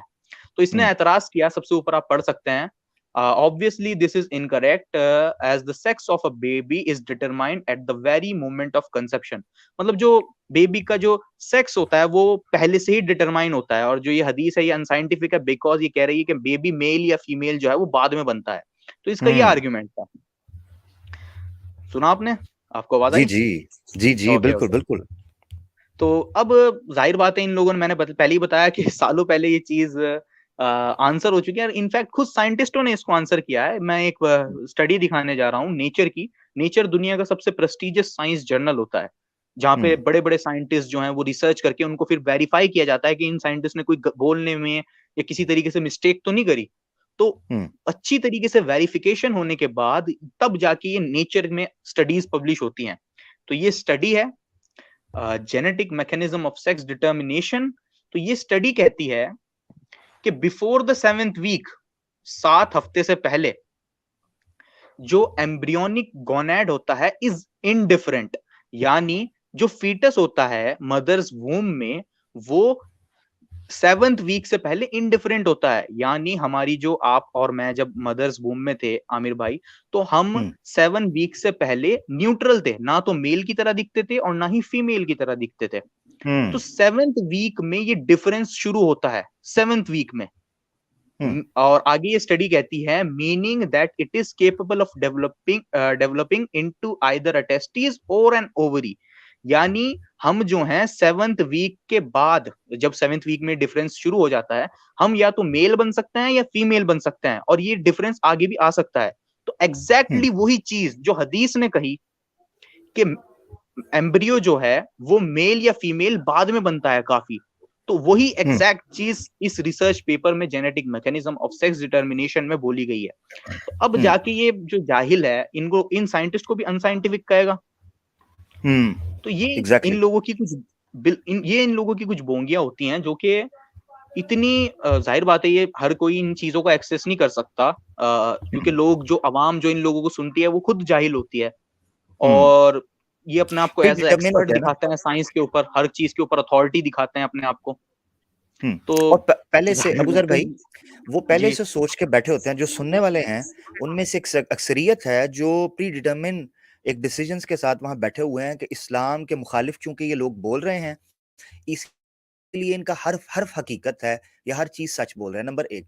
नंबर दो, जो आर्ग्यूमेंट इसने पेश किया है वो सारे का सारा इनके एक दूसरे एजेंडे, जो सेकुलर लिबरल एथिस्ट लॉबी है वेस्ट की, उस सारे एजेंडे को जो है वो रोल बैक कर देता है। क्योंकि एलजीबीटी की सारी तहरीक ये कहती है कि बच्चे की जो जेंडर है, बच्चे का जो जेंडर है वो खुद डिफाइन कर सकता है। अभी पाकिस्तान के अंदर भी ये कानून तो ये कहता है जी वो पैदाइश, अभी जो वो फीटस के अंदर भी जाता है तो इतने दिन लगते नहीं है, जो ये हदीस पर इतराज कर रहा है। तो वो जो एलजीबीटी की पूरी फिलॉसफी है वो रिवर्स हो जाएगी, वो रोल बैक हो जाएगी, बल्कि वो डिस्ट्रॉय हो जाएगी। क्यों? क्योंकि ये कहते हैं कि हर बंदे को ये हक है कि वो अपना जेंडर डिफाइन कर सके। मोस्टली जो एथिस्ट, जो लिबरल और सेकुलर हैं, उस दौरान वो ये कह देते हैं कि जी देखें, अगर एक लड़का भी नजर आता है, बज़ाहिर वो लड़का नजर आ रहा है, बॉडीली उसकी फिजिकल अपीयरेंस जो है वो लड़के की तरह है, मगर उसमें सर्टेन चेंजेस होती हैं, साइकोलॉजिकल होती हैं, इमोशनल चेंजेस होती हैं, फिर बाद में जाकर वो फिजियोलॉजिकल फिजियोलॉजी के अंदर वो चेंजेस आती हैं, इवन वो जो ट्रांस होते हैं वो जाके सारा वो करवा लेते हैं। तो इसका मतलब ये है कि साइंस जो ये कह रही है कि उस वक्त के अंदर जेंडर डिफाइन हो जाता है, वो भी हकीकत नहीं है। जिस तरह आपने स्टार्ट में अपने इंट्रो में कहा कि साइंस को हम एब्सोल्यूट ट्रुथ नहीं कह सकते या रियलिटी नहीं कह सकते, वो by the passage of time evolve होता है। तो इसका मतलब है कि ये जो हकीकत ये साइंस को बनाकर पेश कर रहा है वो बेसिकली खुद साइंटिफिक नहीं है। तो मैं उससे एक तीर से दूसरा शिकार भी बेसिकली करना चाह रहा था कि या तो ये कहें कि डिफाइन हो गया है जेंडर, तो कहानी क्लोज कर दें। एनीवेज जी, आप कैरी ऑन करें। बिल्कुल एक शख्स का जो अट्रैक्शन है अपोजिट सेक्स की तरफ, तो वो रिसर्चेस के अकॉर्डिंग, मैंने इसके ऊपर एलजीबीटीक्यू के ऊपर वीडियो भी बनाई है। तो जी, रिसर्चेस के अकॉर्डिंग वो डिपेंड करता है आपके एनवायरनमेंट पे। जैसे ये लोग कहते हैं ना एग्जैक्टली। एलजीबीटीक्यू राइट्स के हवाले से कि इनको भी जीने, हम्म, मतलब इनको भी हक है अपनी बात हम्म, रखने का, और इनको हमें वो पूरा प्रॉपर हकूक देने चाहिए। तो ये अननेचुरल इवेंट, मैंने इसको वीडियो में बहुत अच्छी तरह एक्सप्लेन किया है कि अगर ये ठीक हो। चीज कंटिन्यू रही तो कैसे ये हम्म, चीज ह्यूमन एक्सटिंक्शन तक पहुंचा सकती है। क्योंकि हम्म, ये डिपेंड करता है कि आप एक गे या लेस्बियन बनोगे, ये डिपेंड करता है आमिर भाई कि आप किस इन्वायरमेंट में रह रहे हो। हम्म। ये उस चीज पे डिपेंड करता है, तो वो चीज हारिस को ट्रिगर वैसे करती है। जी, हारिस को वैसे एक जगह मैंने सुना था, मुझे याद नहीं है, काफी शायद पुरानी बात है, मैंने इसको किसी जगह पर सुना था, ये होमो सेक्सुअलिटी के खिलाफ है बेसिकली। और जब इससे किसी ने पूछा था कि आप क्यों हैं, कहता बस मुझे पसंद नहीं है, बस नो रीजन, बस साइंटिफिकली प्रूव करें कि क्यों आप उसके खिलाफ हैं। एनीवेज, टॉपिक कहीं डाइवर्ट ना हो जाए, तो आप अपने माशाल्लाह पॉइंट्स के ऊपर बात करें। वो तो जस्ट मैंने एक जिम्नन एक आर्ग्यूमेंट पेश कर दिया था कि अगर ये इस तरीके से जेंडर की डेफिनेटली उसको लेकर चलेगा कि साइंस उस वक्त डिफाइन कर देती है, विच इज ओके, मैं उस इस्लाम को कोई उससे एतराज नहीं है, मगर आपकी दूसरी फिलोसफी उससे डिबंक हो जाएगी। एनीवेज जी, कैरी ऑन। तो चलिए नेक्स्ट आर्गुमेंट की तरफ बढ़ते हैं इसकी बुक में। तो इसकी बुक मैंने आगे स्क्रॉल करी तो माउंटेन्स वाले चैप्टर पे आया मैं पढ़ते पढ़ते, तो इसने बहुत बोंगियां मारी हैं पहले। लेकिन एक जगह पे कुरान जो कहता है कि माउंटेन्स को अल्लाह ताला ने पेग्स की तरह बनाया, तो पहले तो इसने डिसएग्री किया है कि कुरान की ये जो डेफिनेशन है ये तो मॉडर्न मुस्लिम ने लगाई है। हालांकि ये सब बकवास बातें हैं, हम कभी भी इस तरीके से कुरान को इंटरप्रेट नहीं करते जो जो मीनिंग कहीं डिक्शनरीज में हो ही ना। पहले कहीं ना कहीं स्कॉलर्स उसको डिस्कस करते हैं, प्रीवियस स्कॉलर्स, तब जाके हम लोग उसकी ट्रांसलेशन ऐसे कर सकते हैं, वरना हमें कोई हक नहीं है कुरान को अपनी तरीके से ट्रांसलेट करने का जिसको कभी अरब जानते ही ना हो। तो पहले तो इनकी ये बोंगियां होती हैं स्टार्ट, जाहिर बात है रिसर्च वगैरह तो कुछ करती नहीं, ये लोग कॉपी पेस्ट करते हैं आर्ग्यूमेंट्स इधर से उधर से उठा उठा करके। तो इन्होंने ये आर्ग्यूमेंट बनाया कि जो कुरान ने कहा है कि माउंटेन्स की जो जड़ें होती हैं, कुरान ने कहा है माउंटेन्स की जड़ें होती हैं, पेग्स को मेंशन किया है कुरान ने, तो ये बाइबल में भी है। तो वही सेम घिसा पिटा आर्ग्यूमेंट इनका कि कुरान ने यहाँ से कॉपी किया होगा, वहां से कॉपी किया होगा। और इतने सारे लोग इंटरनेट पर आप कुरान के मिरेकल्स डालोगे ना साइंस के आमिर भाई, तो इतनी वीडियोस आएंगी, इतनी वीडियोस आएंगी। जाहिर बात है उसमें से ज्यादातर जो होती हैं वो सच होती हैं, कुछ तो ऐसी भी होती हैं जो कि मुसलमान अपनी तरफ से बना लेते हैं, लेकिन ज्यादातर तो सच होती हैं।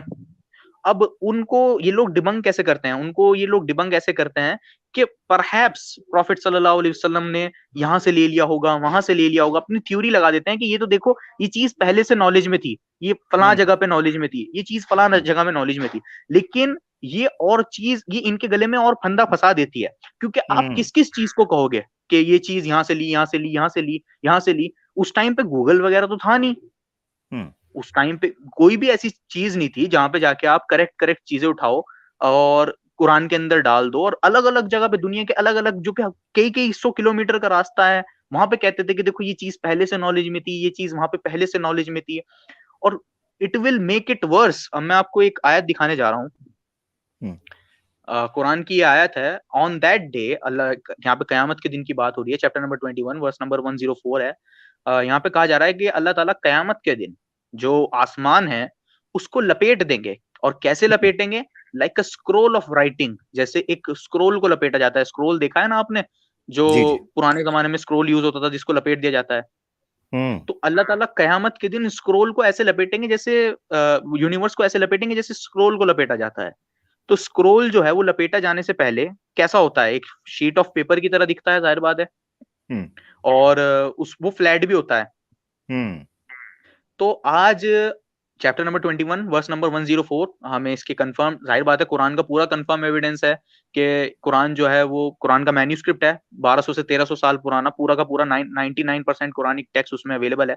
तो ये तो बात कंफर्म है, मतलब ये इंडिपेंडेंट हिस्ट्री से साबित है। बाकी हम हिस्ट्री को कितना सही मानते हैं कितना गलत मानते हैं वो चीज एक अलग टॉपिक है, लेकिन जो जो इन लोगों का हिस्ट्री का मदार है उस चीज से तो ये कंफर्म साबित है कि ये कुरान की आयत जो है वो 1200 से 1300 साल पुरानी है। एग्जैक्टली। तो 1200 से 1300 साल पुराने एक किताब में हमको ये लिखा हुआ मिलता है कि अल्लाह ताला कयामत के दिन यूनिवर्स को फ्लैट जो स्क्रोल की तरह लपेट देंगे। अब हम आ जाते हैं नासा क्या कहती है कि यूनिवर्स की जो जियोमेट्री है वो कैसी है। अब हम जाहिर बात है हमें नासा भी देखना पड़ेगा, तो अब आ जाते हैं नासा के ऊपर। तो ये नासा की वेबसाइट है, इसमें यूनिवर्स की जियोमेट्री के बारे में बताया गया है, तो इसमें बहुत सारी चीजें बताई गई हैं। तो इसमें नीचे लिखा हुआ है, आप बिल्कुल नीचे चेक कर सकते हैं, इसमें लिखा है कि the geometry of our universe is flat like a sheet of paper. वाह ये नासा में मुझे लगता है कि मुसलमान घुस गए हैं।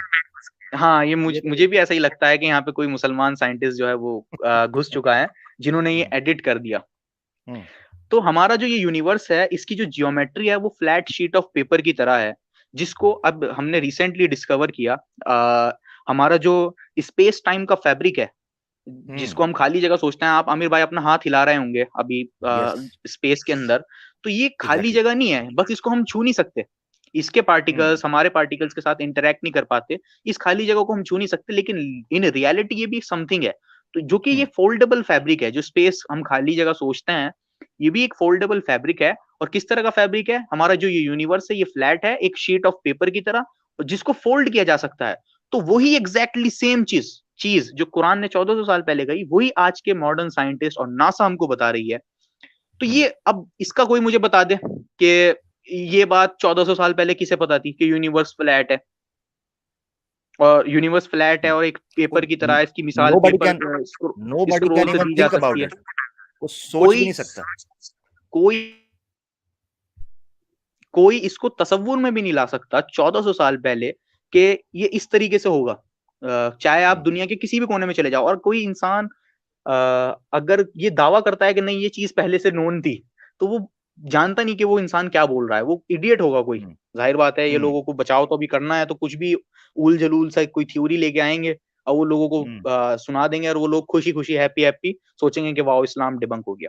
अच्छा आमिर भाई मैं आपसे रिक्वेस्ट करता हूँ कि आप जो वीडियो मैंने आपको भेजी थी उसको थोड़ी सी चला के दिखाए, क्योंकि इन लोगों का ये आर्ग्यूमेंट है ना, एक सेकंड, इन लोगों का ये आर्ग्यूमेंट था ना कि ये जो आप सल्लल्लाहु अलैहि वसल्लम ने स्टेक्स वाली माउंटेन्स को जो रूट है स्टेक पैग्स की तरह बनाया है, ये बाइबल वगैरह से कॉपी किया गया है। तो मैं थोड़ी सी वो चाहता हूँ कि वो वीडियो चला दें, क्योंकि एक तो मैंने ये बताया कि ये चीज इसको वर्स बना देगी, क्योंकि आप कहाँ तक डिफेंड करोगे, क्योंकि कुरान में एक चीज तो है नहीं। मैं तो सैकड़ों वीडियोस बना चुका हूँ कुरान के इन मिरेकल्स नहीं साइंस के ऊपर, कि कुरान में इतने साइंस है जो कि साइंस आज बता रही है, लेकिन कुरान में वो 1400 साल पहले लिखे हुए हैं। तो मैं चाहता हूँ कि आप मेरी ये वाली वीडियो जो मैंने आपको भेजी थी उसको चलाएं थोड़ा सा, अगर वो चल सकती है तो आप चेक कर लें। जी, मैं उसको भी कर लेते हैं जनाब। जी। तो मेरी इस वीडियो का आप देखेंगे, ये 33 मिनट्स की वीडियो है, तो मैं इतना कंटिन्यू रखता हूँ। तो ये 33 मिनट की वीडियो है, इसमें डेविड वुड ने जो एतराज़ किया था वो कुरान के बिग बैंग पे किया था। तो जितने भी एतराज़ ये मुल्हिदीन जो हैं वो बिग बैंग के ऊपर, बिग बैंग के हवाले से करते हैं कि कुरान ने बिग बैंग को गलत तरीके से प्रेज़ेंट किया है और चैप्टर नंबर 21 वर्स नंबर 30 के हवाले से करते हैं, उन सब को मैंने डिटेल से, बड़ी तफ़सील से साइंटिस्ट के रेफरेंस के साथ इस वीडियो में मैंने 14 से 15 साइंटिस्ट और रिसर्च पेपर्स और प्लस साइंटिस्ट जो एथियस्ट साइंटिस्ट हैं उनकी बुक को यूज करके उन लोगों के आर्गुमेंट्स को डिबंक किया है। मतलब ये समझ लीजिए कि ये एक फुल पैकेज है, जो भी कोई आपसे बिग बैंग के हवाले से कोई सवाल पूछे तो उसको ये वीडियो आप चिपका दें, तो इंशाल्लाह वो जवाब नहीं दे पाएगा, लाजवाब हो जाएगा उसके बाद। तो इस ग्रेट। वीडियो में मैंने बहुत डिटेल से साइंटिस्ट के साथ, और कई सारे साइंटिस्ट, एक नहीं दो नहीं, 14-15 के करीब साइंटिस्ट हैं इसमें, और रिसर्च पेपर्स हैं, और कहते हैं बुक्स हैं साइंटिस्ट की लिखी हुई, जो कि मुसलमान साइंटिस्ट इनमें से कोई नहीं है, सारे के सारे या तो एथियस्ट हैं या क्रिश्चियंस हैं। क्रिश्चियन तो बहुत थोड़े हैं, ज्यादातर एथियस्ट ही हैं इसमें। तो आप वीडियो चलाएं आमिर भाई, इंशाल्लाह लोग देखते हैं। जी, मैं ज़रूर चला देता हूँ, और मैं हमारे नाज़रीन को भी कहूँगा कि आप लोग भी इस वीडियो को कंप्लीट देखिएगा। मैंने इस वीडियो को देखा है, अमेजिंग सर्च है ये, और आपको बड़ा मज़ा आएगा इस वीडियो को देखकर भी।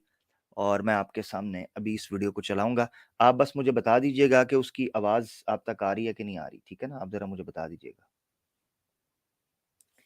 एक मिनट, मैं उसको एंगेज करता हूँ दोबारा। जी। खैर, कुरान कहता है चैप्टर 25। जी, आप बताइए, आवाज़ आई आपको? जी आमिर भाई, आ रही है, बिल्कुल क्लियर आ रही है माशाल्लाह। चलिए ठीक आप हो चला गया। दीजिए। Okay, now I will carry on. Verse 25 में, और जिस दिन आसमान फट जाएगा, पहले कुरान ने कहा यूनिवर्स एक्सपैंड कर रहा है, और फिर कुरान कहता है कि यूनिवर्स स्प्लिट या रिप कर जाएगा जब कयामत आएगी। आज मॉडर्न साइंटिस्ट हमको बताते हैं अगर यूनिवर्स का ये एक्सपेंशन इसी तरह कंटिन्यू रहा तो एक दिन हमारा ये यूनिवर्स इस यूनिवर्स के एक्सपेंशन की वजह से स्प्लिट कर जाएगा, इसका फैब्रिक फट जाएगा, रिप कर जाएगा, और इस साइंटिफिक मॉडल को कहते हैं द बिग रिप। क्लिप सुनिए। To rip space apart, a big rip. Because it's expanding so rapidly that first of all the galaxies begin to move apart rapidly, and then eventually the fabric of space-time itself will split. That's the idea. Everything in the universe would individually be torn apart by the expansion of space. The very fabric that holds everything together could be ripped apart. This idea is called the big rip. तो उसके बाद कुरान हमको कहता है chapter 21 verse 104। तो आमिर भाई इसको stop कर दीजिए आप। जी। तो इतनी सारी चीजें, पहले तो कुरान ने कहा, आप मेरी इस वीडियो को देखेंगे ना तो इंशाल्लाह आपके बहुत सारे डाउट्स जो हैं वो कुरान के हवाले से क्लियर हो जाएंगे। और इस वीडियो में पहले बहुत सारी आयतें मैंने इसमें कुरान की डिस्कस करी हैं। कुरान ने पहले कहा कि यूनिवर्स जो है वो एक्सपैंड कर रहा है, उसके बाद कहा कि अल्लाह ताला कयामत के टाइम यूनिवर्स को स्प्लिट कर देंगे, रिप कर देंगे, फाड़ देंगे, जैसे पेपर फटता है। तो कुरान ने इतनी सारी चीजें बताई, अगर ये लोग इसका हल, ये इन जैसे जाहिल लोग इसका हल ये निकाल लेंगे कि कुरान ने अपने प्रीवियस सोर्सेज से लिया, तो ये कितनी बड़ी जहालत है, कहां तक आप भागोगे? एक चीज नहीं है, सैकड़ों चीजें हैं, और बिना किसी रिसर्च के, और आप कह देते हो कि बाइबल से कॉपी किया, जबकि बाइबल को तो कुरान ने करेक्ट किया है बहुत सारी जगह पर। इंशाल्लाह मैं बाइबल की और कुरान की हिस्टोरिकल एक्यूरेसीज के बारे में, कुरान की हिस्टोरिकल एक्यूरेसीज के बारे में और बाइबल की इनएक्यूरेसीज के बारे में एक फ्यूचर में वीडियो प्लान कर रहा हूं। तो ये लोग जाहिर बात है कुछ सोचते नहीं, समझते नहीं, बस अपना आर्ग्यूमेंट आप इन्हें सामने रखना है ताकि इनकी ऑडियंस जो है वो हैप्पी मोड में आ जाए और सोचने लगे कि वाओ कितना अच्छा डिबंक किया है। जबकि इन रियलिटी हम जब थोड़ी सी रिसर्च करते हैं तो इनकी पोल अच्छी तरह खुल जाती है। तो अब मैं आपको कुछ हमारी वीडियो हैं पुरानी, तो मैं इन पे थोड़ा सा रिएक्ट, आमिर भाई ने कहा था कि इंशाल्लाह थोड़ा सा रिएक्शन वीडियो भी बनाएंगे। जी, तो मैं ये बताता चलूं अबूजर भाई, मैं अपने नाजरीन के लिए ये जरूर कहना चाहता हूं कि मैंने अबूजर भाई से रिक्वेस्ट की थी कि जो उन्होंने वीडियोस बनाई हैं, एथिज्म को रिफ्यूट किया है, और फिर जो उर्दू और हिंदी स्पीकिंग जो ये जाहिल मुकल्लद मुल्हिदीन जिनको मैं कहता हूं, उन लोगों को जिस तरीके से उन्होंने एक्सपोज किया है, उसका थोड़ा-सा हम अपने नाज़रीन को डेमो देना चाहते हैं, ताकि ये एक इंटरेस्टिंग स्ट्रीम हो जाए और हमारे लोगों को पता चले कि किस तरीके से हमारे ये भाई मेहनत कर रहे हैं और इनको हमें किस तरीके से देखना भी चाहिए और उन लोगों तक जो मुश्किलात में, इश्कालात में फँसे हैं, उनको ये रेफ़र भी करना चाहिए। तो इसलिए मैंने ये चाहा कि हम देख के चावल चख लें, ये मैं मिसाल दिया करता हूँ। जी, अबू ज़र भाई, ओवर टू यू।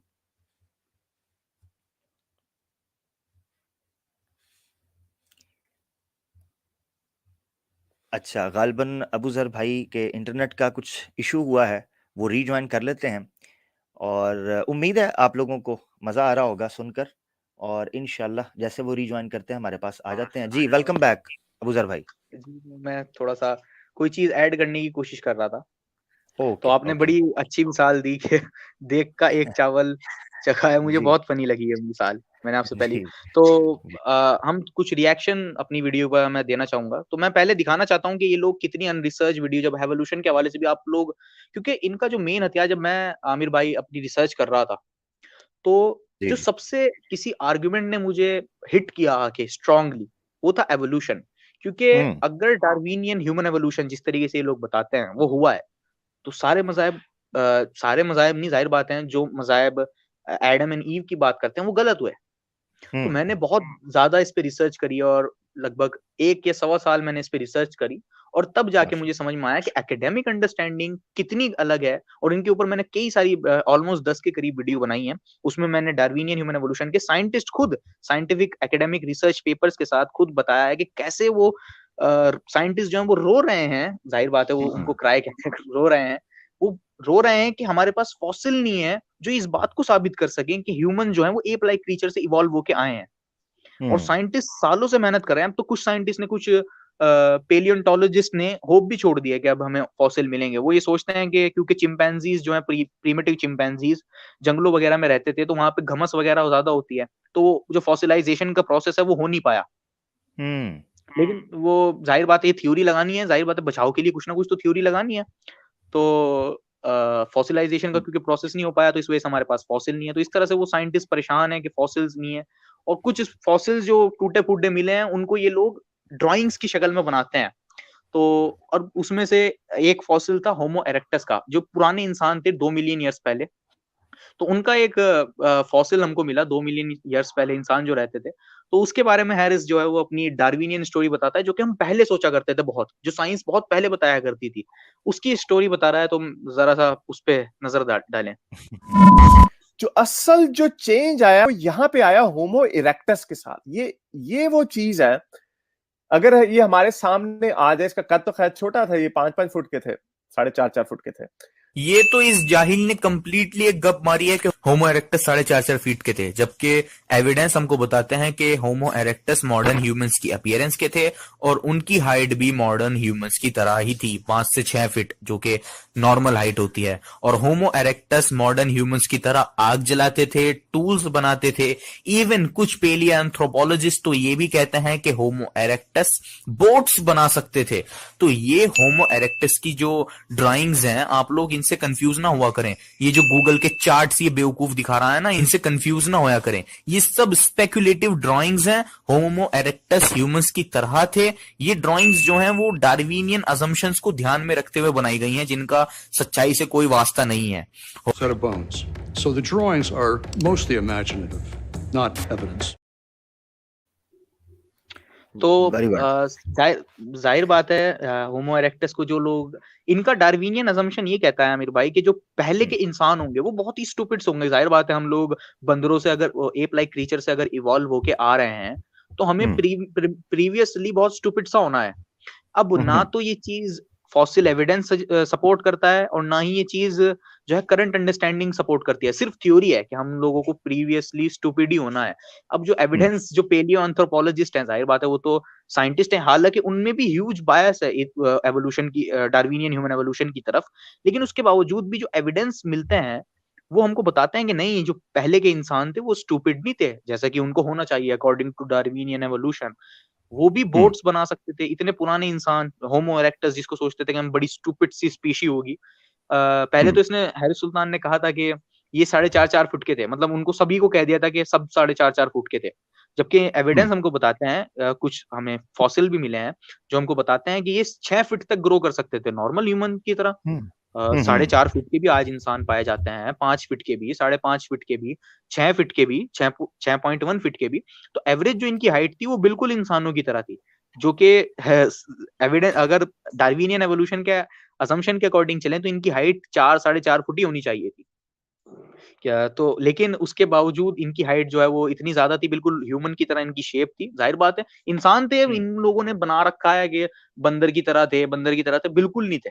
एविडेंस इसके सपोर्ट में बिल्कुल नहीं है। इसी वजह से मैं इसके ऊपर इंशाल्लाह फॉसिल रिकॉर्ड के ऊपर एक और वीडियो मेरी आने वाली है, वो लास्ट वीडियो होगी। मैंने डार्विनियन ह्यूमन एवोल्यूशन को ऑलमोस्ट कंप्लीटली, उसके डीएनए एविडेंस को और डार्विनियन एवोल्यूशन के असम्पशन को, और डार्विनियन एवोल्यूशन कहाँ-कहाँ पे रॉन्ग है, कितने साइंटिस्ट इसके अगेंस्ट है। जाहिर बात है एथियस्ट साइंटिस्ट, खुद एथियस्ट साइंटिस्ट डार्विनियन एवोल्यूशन को क्रिटिसाइज कर रहे हैं बहुत सारी जगहों पर।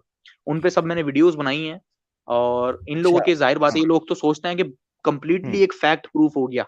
अब हैरिस सुल्तान के आप कुछ वीडियोस सुनेंगे तो ये कह रहा है कि ये तो कंप्लीटली एक फैक्ट प्रूव हो चुका है कि ह्यूमन जो है वो एप्स से आए हैं, जबकि जो चीज पास्ट में हुई हो, आप 400 साल पहले की, आमिर भाई आप कोई भी कितनी भी रिसर्च करवा लो, मैं कहता हूं कि 400 साल पहले फला फला कोई चीज हुई थी, आप कितनी भी रिसर्च करवा लो, कितने भी एविडेंस उसके सपोर्ट में मंगवा लो, वो चीज कभी फैक्ट नहीं बन सकती। बन सकती है 400 साल पहले की कोई चीज fact? As it is fact नहीं बन सकती। Yes that's true. कभी भी नहीं बन सकती। आपके सपोर्ट में एविडेंस होंगे, जाहिर बात है, कभी भी वो फैक्ट नहीं बन सकती 400 साल पहले भी कोई चीज हुई भी हो, क्योंकि हमारे पास कोई रिकॉर्डिंग नहीं है, कोई आई विटनेस नहीं है जिसको हम कह सकें कि हाँ ये चीज तो हुई थी। तो 2 मिलियन ईयर्स पहले, 2.5 मिलियन ईयर्स पहले फॉसिल जो कि इतने स्पेक्युलेटिव होते हैं, हमें कुछ हड्डियां मिलती हैं, टुकड़े मिलते हैं जो कि डैमेज होते हैं बुरी तरह, उनको साइंटिस्ट रिकंस्ट्रक्ट करते हैं कंप्यूटर में, वो भी एवोल्यूशनरी इंटरप्रिटेशन से। तो उनको रिकंस्ट्रक्ट करके ये साइंटिस्ट बनाते हैं, और उससे हम डिड्यूस करते हैं कि हम लोग एप लाइक क्रीचर्स आए। जिसको ये बेवकूफ, ये एथियस्ट, मैं बड़ी सख्त लैंग्वेज इनके लिए यूज कर रहा हूँ, बेवकूफ लोग हैं ये, जाहिर बात है। लग भी रहा है कहते वैसे हैं तो, कि ये कह लें, कोई बिल्कुल मसला नहीं जी। ये लोग कहते हैं कि फैक्ट है, जो कि कभी भी ये चीज फैक्ट नहीं बन सकती, और इसको प्रेजेंट करना, चार्ट्स दिखाते हैं। बहुत से मुसलमान जो हैं वो ये देखते हैं कि जने फॉसिल्स हैं भाई, और उनकी ड्राइंग्स कुछ इस तरह की बनाई होती हैं जो कि बंदर की तरह दिखते हैं, जो कि स्पेक्युलेटिव ड्राइंग्स हैं। जैसे कि प्रोफेसर जोनाथन वेल्स जो कि एक साइंटिस्ट हैं, बायोलॉजिस्ट है, उन्होंने कहा कि ड्राइंग्स जो हैं वो मोस्टली इमेजिनेटिव होती हैं, इन लोगों के असम्पशंस पे बेस्ड होती हैं। तो इस तरह की ये लोग बकवास करते हैं, और इनकी ऑडियंस जो है वो सुनती है और सोचती है कि वाह भाई वाह, कमाल हो गया। अच्छा अबूजर आजकल भाई, ये भी जी बताइए। जी सॉरी मैं आपको इंटरप्ट कर रहा हूँ। मैं ये कहने लगा था कि मेरा मानना ये है कि जिस तरीके से कोई भी आइडियोलॉजी, क्योंकि मैं अगर सोशलॉजिकली भी अगर चीज़ों को देखें माशरती और समाजियात के हवाले से, तो हमें ये पता चलता है कि इंसानों में जब एक नज़रिया सामने आता है, ह्यूमन हिस्ट्री के अंदर जब कभी कोई आइडियोलॉजी आई है, तो उसमें कुछ एक्सट्रीमिस्ट होते हैं, कुछ रेडिकल्स होते हैं जो उस नज़रिए को हाईजैक कर लेते हैं। अभी जिस तरह आपने एक बात की कि एकेडमिक्स होते हैं, मसलन अगर एवोल्यूशन को आप लेते हैं, तो evolution, there are different interpretations of evolution, what we call scientific evolution, ठीक है, या human evolution, even you say human evolution, और दुनिया की किसी चीज की भी आप एवोल्यूशन माने, तो वो एवोल्यूशन को डार्विनियन एवोल्यूशन के साथ, या डार्विनियन की भी अब डिफरेंट इंटरप्रिटेशंस आई हैं जो आपस में कॉन्ट्राडिक्टरी, सेल्फ कॉन्ट्राडिक्टरी भी हैं और कन्फ्लिक्ट भी करती हैं, और बाज़ जगह पर वो एक जगह पे मिलती भी हैं। वो सारी अजम्पशंस हैं, स्पेक्यूलेशंस हैं, जिस तरह आपने उसका जिक्र भी किया, इमेजिनेटिव है। हुआ क्या है असल में कि इस पर तो रिसेंटली माशाल्लाह सबूर भाई ने प्रोग्राम किया अपने चैनल पर, जो एकेडमिक सेंसरशिप है, डार्विनियन एवोल्यूशन को जो लोग रिफ्यूट कर रहे हैं, उसको एक्सपोज कर रहे हैं, उन पर, उनके आर्टिकल्स पर, उनके सर्च पेपर्स पर ये सेंसरशिप डाली गई है, और वो तो बकायदा पूरी एक लॉ फाइट भी और लीगल फाइट भी लड़ रहे हैं। हमारे यहाँ तो इस चीज़ का तसव्वुर ही नहीं है ना एजुकेशन में, कि हमारे नज़दीक एजुकेशन तो वरी नहीं करती। हमारे इंडिया के अंदर तो चलो कदरे बेहतर है, पाकिस्तान के अंदर तो इन चीज़ों का तसव्वुर भी नहीं है कि आप जब एजुकेट कर रहे हैं, हमारे यहाँ चंद गिनती के मसले चसले हैं जिनके ऊपर बात करते हैं, मैं अभी उनको डिस्कस नहीं करना चाहता। तो हमारे यहाँ एवोल्यूशन को, ये किस तरीके से डार्विनियन एवोल्यूशन को एक फैक्ट बनाकर पेश किया जा रहा है, और ये लोगों के जहनों में डाला जा रहा है कि जनाब ये तो प्रूव हो गई हुई है, कब की, ये तो मसला ही हल हो गया हुआ है, और अभी ये पता चल रहा है कि जनाब किस तरीके से इन लोगों के खुद डिनाई उसको कर रहे हैं, खुद एथियस्ट खुद डिनाई कर रहे हैं जो सेंसेबल और रैशनल एथियस्ट हैं। तो ये हाईजैकर्स हैं बेसिकली, साइंस को और थ्योरीज को ये लोग हाईजैक करके, और पीछे पूरा इनका एक एजेंडा है। जब ये फंड करते हैं तो फंड्स के जरिए से इसको करते हैं। डॉकिंस का मुझे याद है, वो गालिबन ऑक्सफोर्ड के अंदर उसकी एक चल रही थी, एक टॉक चल रही थी, उसमें वो कहता है कि मुझे समझ नहीं आती, यानी वो बड़ा परेशान था कि गॉड डिल्यूजन लिखने के बाद वो कहता है कि मैं वो जो असर पैदा करना चाहता था, मैं वो असर पैदा नहीं कर सका।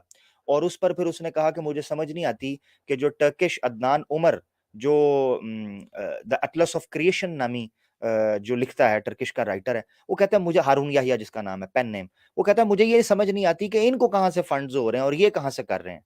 मतलब पूरे का पूरा एजेंडा, जिस तरीके से ये उनको ब्लेम कर रहे हैं, तो ये पूरा एजेंडा जो है, इसके पीछे एक पूरी टीम बैठी, पूरा माफिया बैठा हुआ है जो फंड करता है और झूठ को हक बनाकर और सच बनाकर पेश करता है। यही वो सारी वो ड्राइंग्स और ये सारी डायग्राम्स बनाकर पेश कर रहे हैं। और देखें आप, वो बात कर रहे हैं, आपने ये वीडियो चलाई, मैं यहाँ पॉइंट नाजरीन के लिए भी रखना चाहता हूँ कि होमो इरेक्टस की जब उसने बात की है तो लाइक ही इज प्रिटेंडिंग के पता नहीं कितना बड़ा वो फैक्ट बयान कर रहा है, यानी इतनी बोंगी अजम्पशन को और अपनी एक ख्याली पलाव को, इमेजिनेशन को, scientific imagination even you can say, वो इस तरीके से पेश कर रहा है अनसाइंटिफिकली कि ये एक फैक्ट है। और वो कह रहे हैं हमारे सामने आ जाए तो वो छोटे से हैं, बस सामने कहां से आ जाए, वो एग्जिस्ट नहीं करते, तो सामने कहां से आ जाए। और अगर आप मान लो कि वो एग्जिस्ट करते हैं, इरेक्टस के अगर आपको मिल गया है, तो वो है ही नहीं है जो आप पेश कर रहे हैं। जो ड्राइंग्स आपने बनाई हैं कि वो एप लाइक कोई ह्यूमन था जो दो पांवों पे खड़ा हो गया, चल, दे डोंट इवन एग्जिस्ट, वो कहां से आएगा। अच्छा, फिर जब इस्लाम की बात आती है तो ये कहते हैं कि जनाब हम खालिस तहकीक करेंगे, पॉजिटिविज्म आ जाता है, और जनाब एम्पीरियल एविडेंसेस और जनाब एक्सपेरिमेंट्स के जरिए, और हमें हाथ लगवाओ, यानी उस वक्त ये ठेठ टिपिकल एक फ्री थिंकर बन जाते हैं। और जब डार्विनियन एवोल्यूशन की बारी, और खास तौर पर ये जो सारा शजरा कॉमन एंसेस्टर का ये ड्रामा शुरू करते हैं और उसको भी गलत पेश करते हैं, उसका ड्रामा आता है तो ये फौरन कहना शुरू कर देते हैं जी हुआ होगा, ऐसा होगा, ऐसे हुआ था। तो ये उस वक्त जो है ना, ये तखमीनों पर आ जाते हैं। तो ये कितने डबल स्टैंडर्ड्स हैं और ये कितनी बड़ी हिपोक्रेसी है। मैं इनके सुनने वालों को भी कहता हूं कि जो इस वक्त सुन रहे हैं इन लोगों को, उन लोगों को भी चाहिए कि कम से कम आपने अगर फैसला दीन इस्लाम का इस बुनियाद के ऊपर कर रहे हैं तो कम से कम आप साइंस को भी उन उसूलों पर, या कम इनकी साइंस तो बेसिकली कोई और चीज है जिसको हाईजैक किया हुआ है, इनकी जो थ्योरीज और इनकी जो नैरेटिव है उसको भी तो कम से कम आप उसूलों पर परखें, तब आप एक जेन्युइन रैशनल फ्री थिंकर कहलाएंगे। Otherwise this is just a name, just a brand, you can say whatever you want। जी माशाल्लाह आमिर भाई, आपने बहुत जबरदस्त बात कही।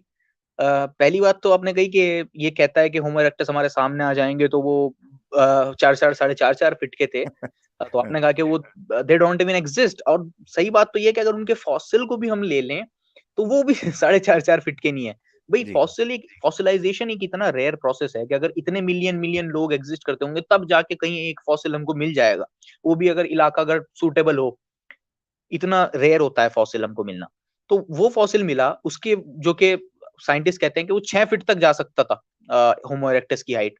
तो सोचिए कि कितने नॉर्मल हाइट वाले इंसान थे, उसको ये लोग अपने असम्पशन को ध्यान में रखते हुए और चार्ट्स दिखा रहे हैं गूगल के, जो कि गूगल के चार्ट्स हम और आप जैसे लोग डाल सकते हैं आराम से बना करके जिसको ये लोग एविडेंस समझ के एक्सेप्ट करते हैं। और नीचे कमेंट आप पढ़ोगे ना तो इतने हिंदूज हैं, जाहिर बात है, वो पहले तो इसकी सारी फॉलोइंग हिंदू थी, तो वो इतने जाहिल हैं। अब जाहिर बात है, जिन्होंने लोगों ने इसको हारिस सुल्तान को प्रमोट किया था ना, हिंदूज ने सबसे पहले इसको प्रमोट करना शुरू किया।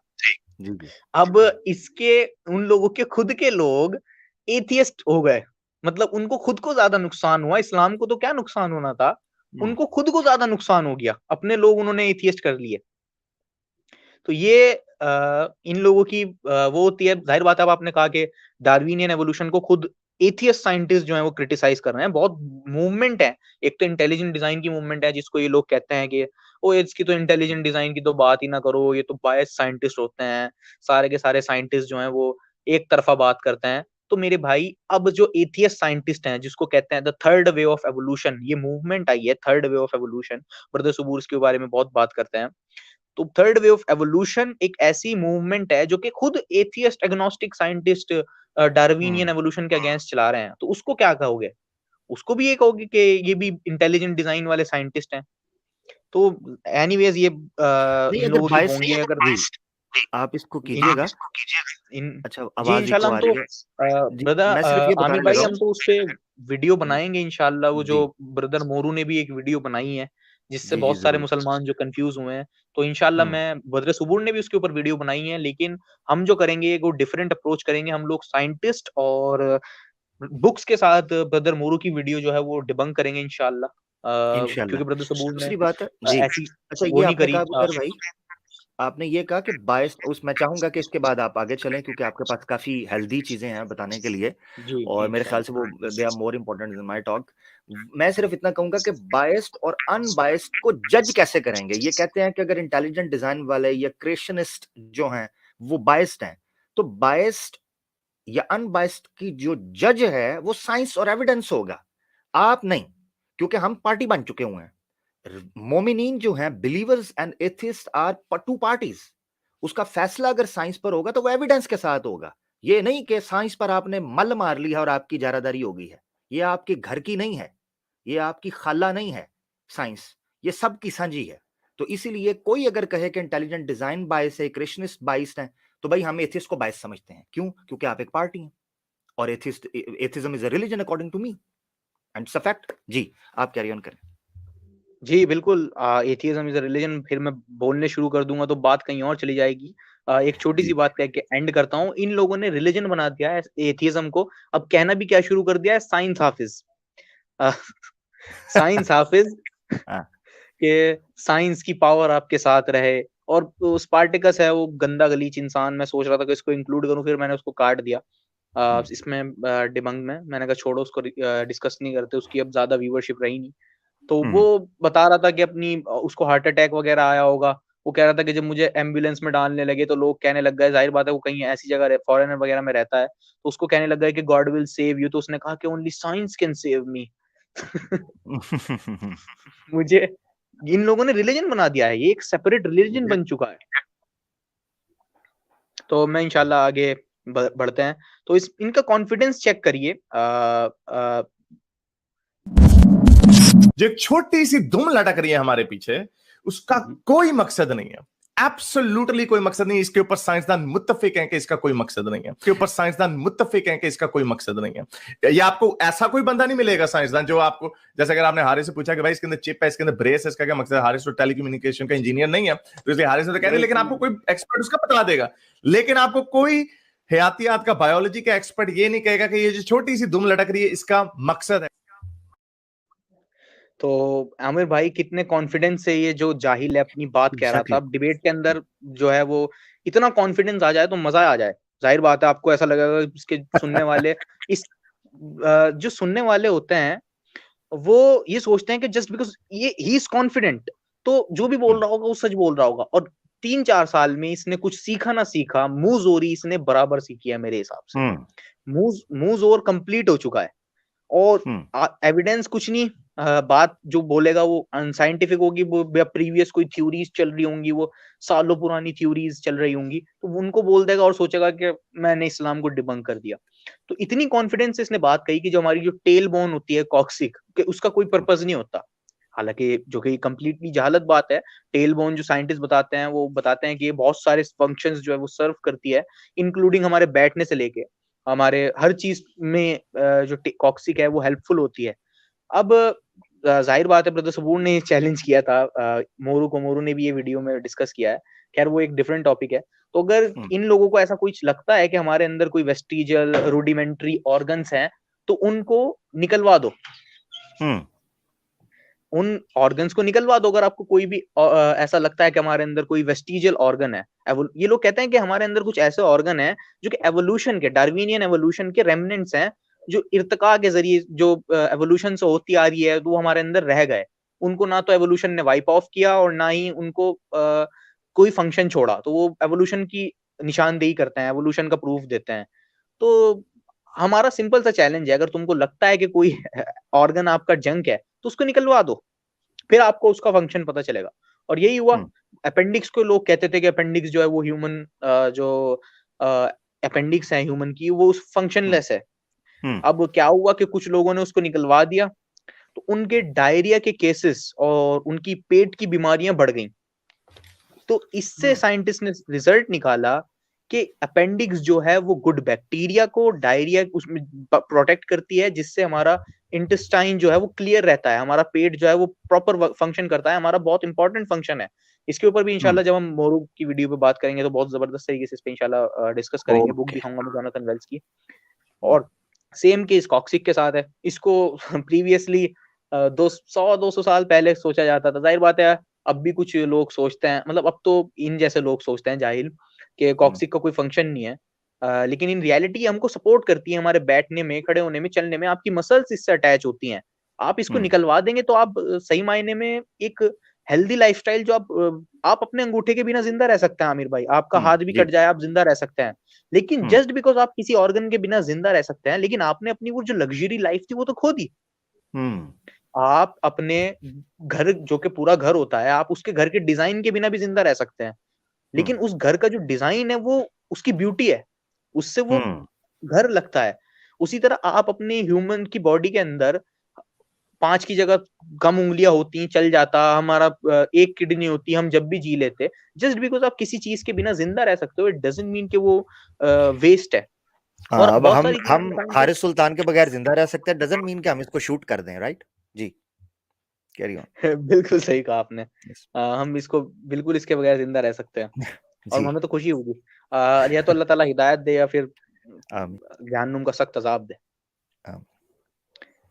तो नेक्स्ट आगे बढ़ते हैं इंशाल्लाह। इसके जो इनका जो चेला है उस पे भी हम आएंगे, गालिब बोंगा, गालिब बोंगू जी, इंशाल्लाह इस पे भी आएंगे। इन्होंने एक नया चैनल बनाया है, साइंस कहानी।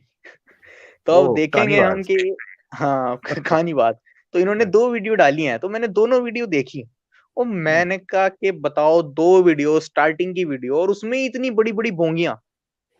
तो मैंने दोनों वीडियो देखी, दोनों ही गलत साइंटिफिकली। साइंस को छोड़ो, कहानी कहानी है इसमें। तो इंशाल्लाह मैं उसको भी उस पे भी आऊंगा वीडियो पे। तो पहले तो अभी इस पे हैरिस की एक आध वीडियो और रह गई है, क्योंकि टाइम मैंने बताया 1 घंटा हम कम से कम करेंगे स्ट्रीम, तो और ज्यादा ही हो गया माशाल्लाह। तो अब ये वीडियो आते हैं इस पे। सूरज के मदार से क्या ताल्लुक है? सूरज का मदार जो मिल्की वे गैलेक्सी के गिर्द है, दिन और रात का ताल्लुक तो जमीन के रोटेशन से है ना। लेकिन वो अल्लाह में बताने भूल गए। नहीं, ये एक आयत नहीं है, ये चैप्टर 14 वर्स 33 नहीं, चैप्टर 16 वर्स 12 भी देखें। He has subjected for you the night and day and the sun and the moon. उसने तुम्हारे लिए दिन और रात बनाए हैं और सूरज और चांद बनाया और सितारे बनाए हैं। Indeed in that are science for a people who reason. हाँ, अब इसमें भी दिन और रात का सूरज और चांद से क्या ताल्लुक? अच्छा चले आगे चलते हैं। Chapter 21 verse 33, and it is he who created the night and the day and the sun and the moon, all heavenly bodies in an orbit are swimming. ये वो है खुदा जिसने दिन और रात को बनाया और सूरज और चांद के मदार बनाए। अब क्या इसका ताल्लुक है? इसी तरह की अगली भी इसकी इस तरह की 8 और आयतें हैं। चलें एक और। अल्हम्दुलिल्लाह, ये आयत भी बिल्कुल एक्यूरेटली अपनी बात कह रही है, लेकिन ये स्टूपिड इडियट हमेशा से चीजों को आउट ऑफ कॉन्टेक्स्ट दिखाता है। अब मैं आपको कुरान का मिरेक्युलस नेचर दिखाता हूँ। कुरान ने कहा अल्लाह ने बनाए नाइट एंड डे, सूरज और चांद हर एक अपने अपने मदार में तैर रहे हैं। ठीक है, अब नोट करने वाली बात यह है, रात और दिन कहाँ पर होते हैं? रात और दिन अर्थ पर होते हैं। और अल्लाह ने बनाए सूरज और चांद, रात और दिन जो कि अर्थ पर होते हैं, और सूरज और चांद ये सब अपने अपने मदार में तैर रहे हैं। अल्हम्दुलिल्लाह, कुरान कितनी एक्यूरेटली इन फिनोमेनास को डिस्क्राइब कर रहा है। अगर कुरान डायरेक्टली अर्थ की मूवमेंट के बारे में बात करता तो पुराने लोगों के लिए ये एरर हो जाता, क्योंकि पुराने लोग सोचा करते थे कि अर्थ स्टैटिक है। तो कुरान ने इनडायरेक्टली अर्थ की मूवमेंट की बात करी रात और दिन की बात करते हुए। रात और दिन का इस आयत में जिक्र इसी वजह से है ताकि अर्थ की मूवमेंट की भी बात इनडायरेक्टली हो जाए। तो दिन और रात को अल्लाह ने इन आयतों में इसी वजह से इंक्लूड किया है ताकि गौर करने वालों को एक साइन मिल जाए और बेवकूफों को एक अजम्पशन मिल जाए। अल्हम्दुलिल्लाह। तो आमिर भाई ये आयत थी और इन पे इनका एतराज था। अच्छा, ये आज भी सोचता है कि कुरान जो है ये कह रहा है कि जमीन तो स्टैटिक है, उसके इर्द गिर्द जो है वो सूरज और चांद घूम रहे हैं। अच्छा, मजे की बात यह है कि इन लोगों को अपनी इंटरप्रिटेशन लगानी पड़ती है कुरान में कोई भी एरर बताने के लिए। ये 1400 साल पुराने इंसान के लिए आमिर भाई ये कहना कितना आसान था कि जमीन चपटी है, फुल स्टॉप, और सूरज और चांद इसके इर्द गिर्द घूमते हैं। कितना आसान था 1400 साल पहले, अगर माज़अल्लाह ये कुरान जो है वो खुदा की तरफ से नहीं है, तो ये कहना कितना आसान था आप सल्लल्लाहु अलैहि वसल्लम के लिए। उस हदीस में भी, जो हदीस ये लोग कोट करते हैं अक्सर, कि सूरज जो है वो अल्लाह के सिंहासन के नीचे चला जाता है, थ्रोन के नीचे चला जाता है, तो कितना आसान था आप सल्लल्लाहु अलैहि वसल्लम के लिए ये कहना कि सूरज जो है वो धरती के नीचे चला जाता है, अर्थ के नीचे चला जाता है। और इन आयतों में भी, जो कुरान की आयत ये लोग कोट करते हैं, कितना आसान था ये कहना कि सूरज और चांद जो है वो अर्थ के इर्द गिर्द घूम रहे हैं। ना, कुरान ने ये नहीं कहा। कुरान ने कहा अल्लाह ताला ने बनाए रात और दिन, सूरज और चांद हर एक अपने अपने मदार में तैर रहे हैं। अब नोट करने वाली बात ये, जैसे कि मैंने वीडियो में पॉइंट आउट किया, कि रात और दिन कहाँ पे होते हैं? रात और दिन अर्थ पे होते हैं। बिना अर्थ के आपके पास रात और दिन नहीं होने के। बिना अर्थ के अंधेरा और रोशनी होता है। रात और दिन का अगर इसमें इंक्लूजन है, तो वो अर्थ की वजह से है, जो कि अर्थ पे होता है। अल्लाह ताला ने बनाए रात और दिन, सूरज और चांद हर एक अपने अपने महवर में तैर रहे हैं। तो इससे इंडिकेट हो रहा है कि रात और दिन भी तैर रहे हैं। सूरज और चांद और रात और दिन जो कि अर्थ पे होते हैं, वो भी तैर रहे हैं। तो ये कितनी एक्यूरेट आयत है।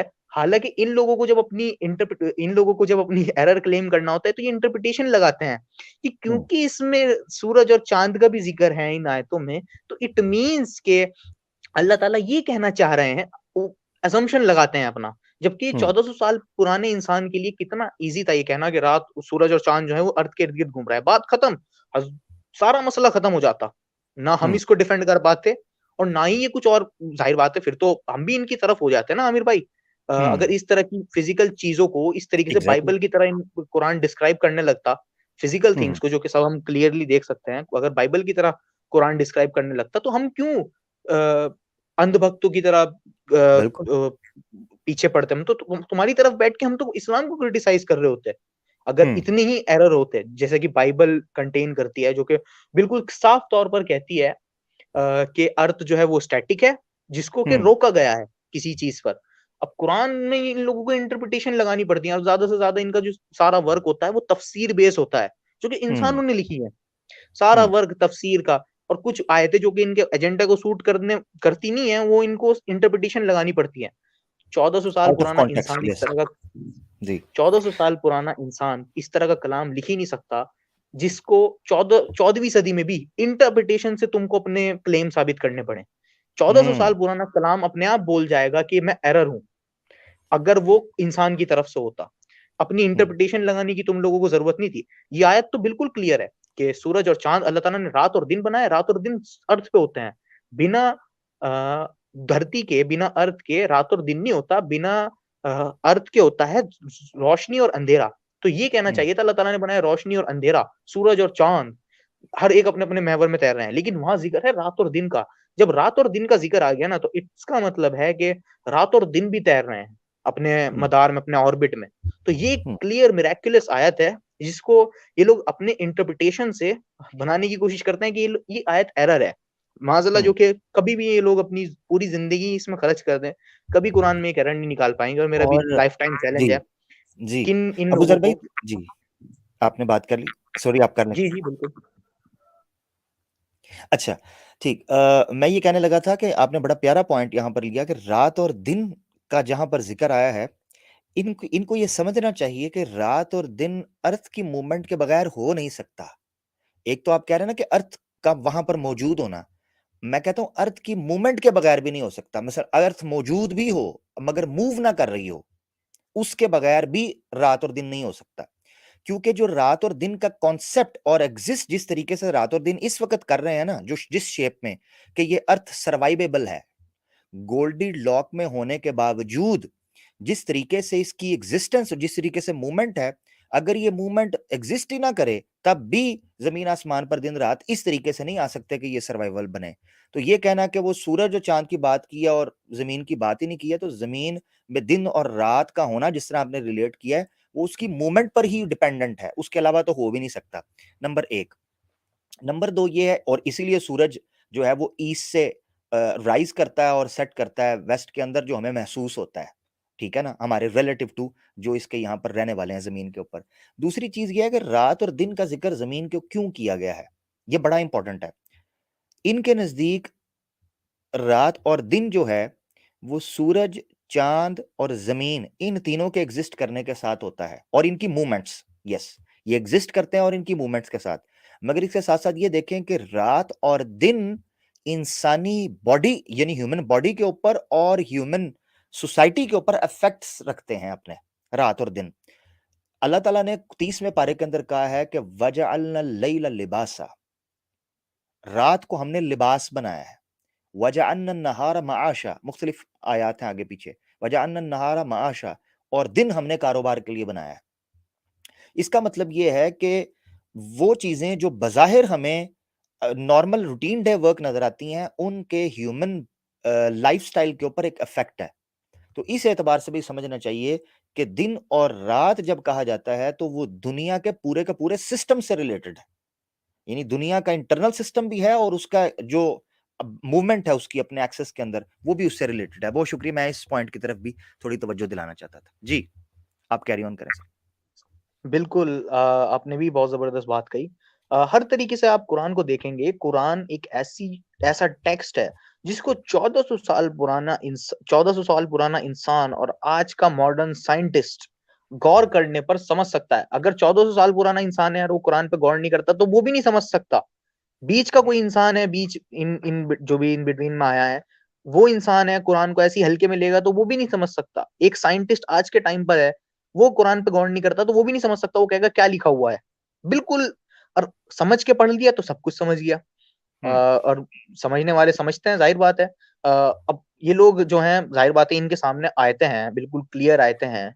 अब ये लोग समझ के पढ़ते नहीं, अब अपनी इंटरप्रिटेशन लगा दें तो जाहिर बात है इन्हें कभी समझ में आने का नहीं, कभी भी इनके समझ में नहीं आएगा। और यही एक और यही चीज भी, यही सॉरी अबू जर भाई, सॉरी मैं काट रहा हूँ, आपने बड़ी प्यारी बात आप कर।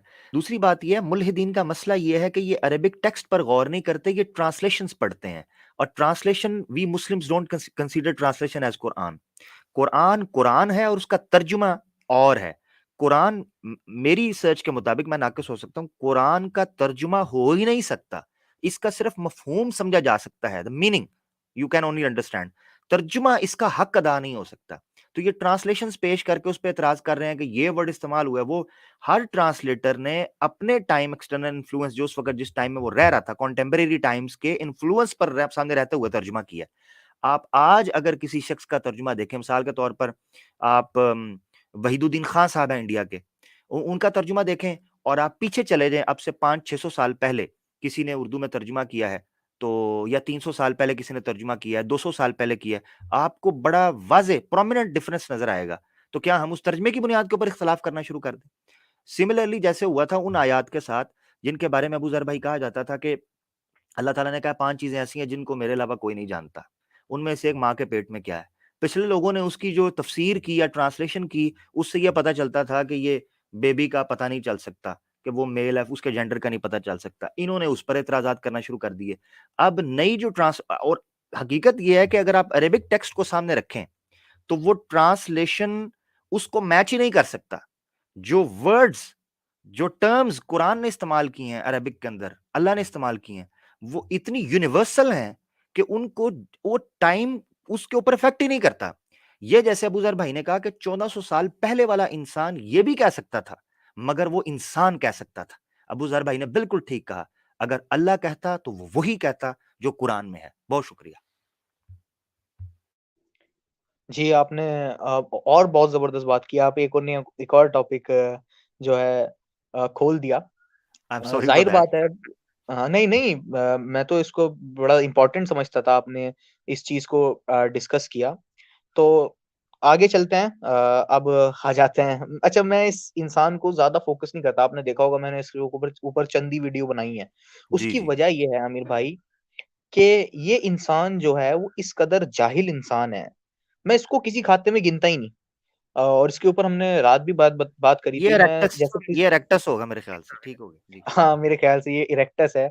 और इरेक्टस, इसकी शक्ल भी सबसे पहले बार मेरी चैनल पे दिखाई थी।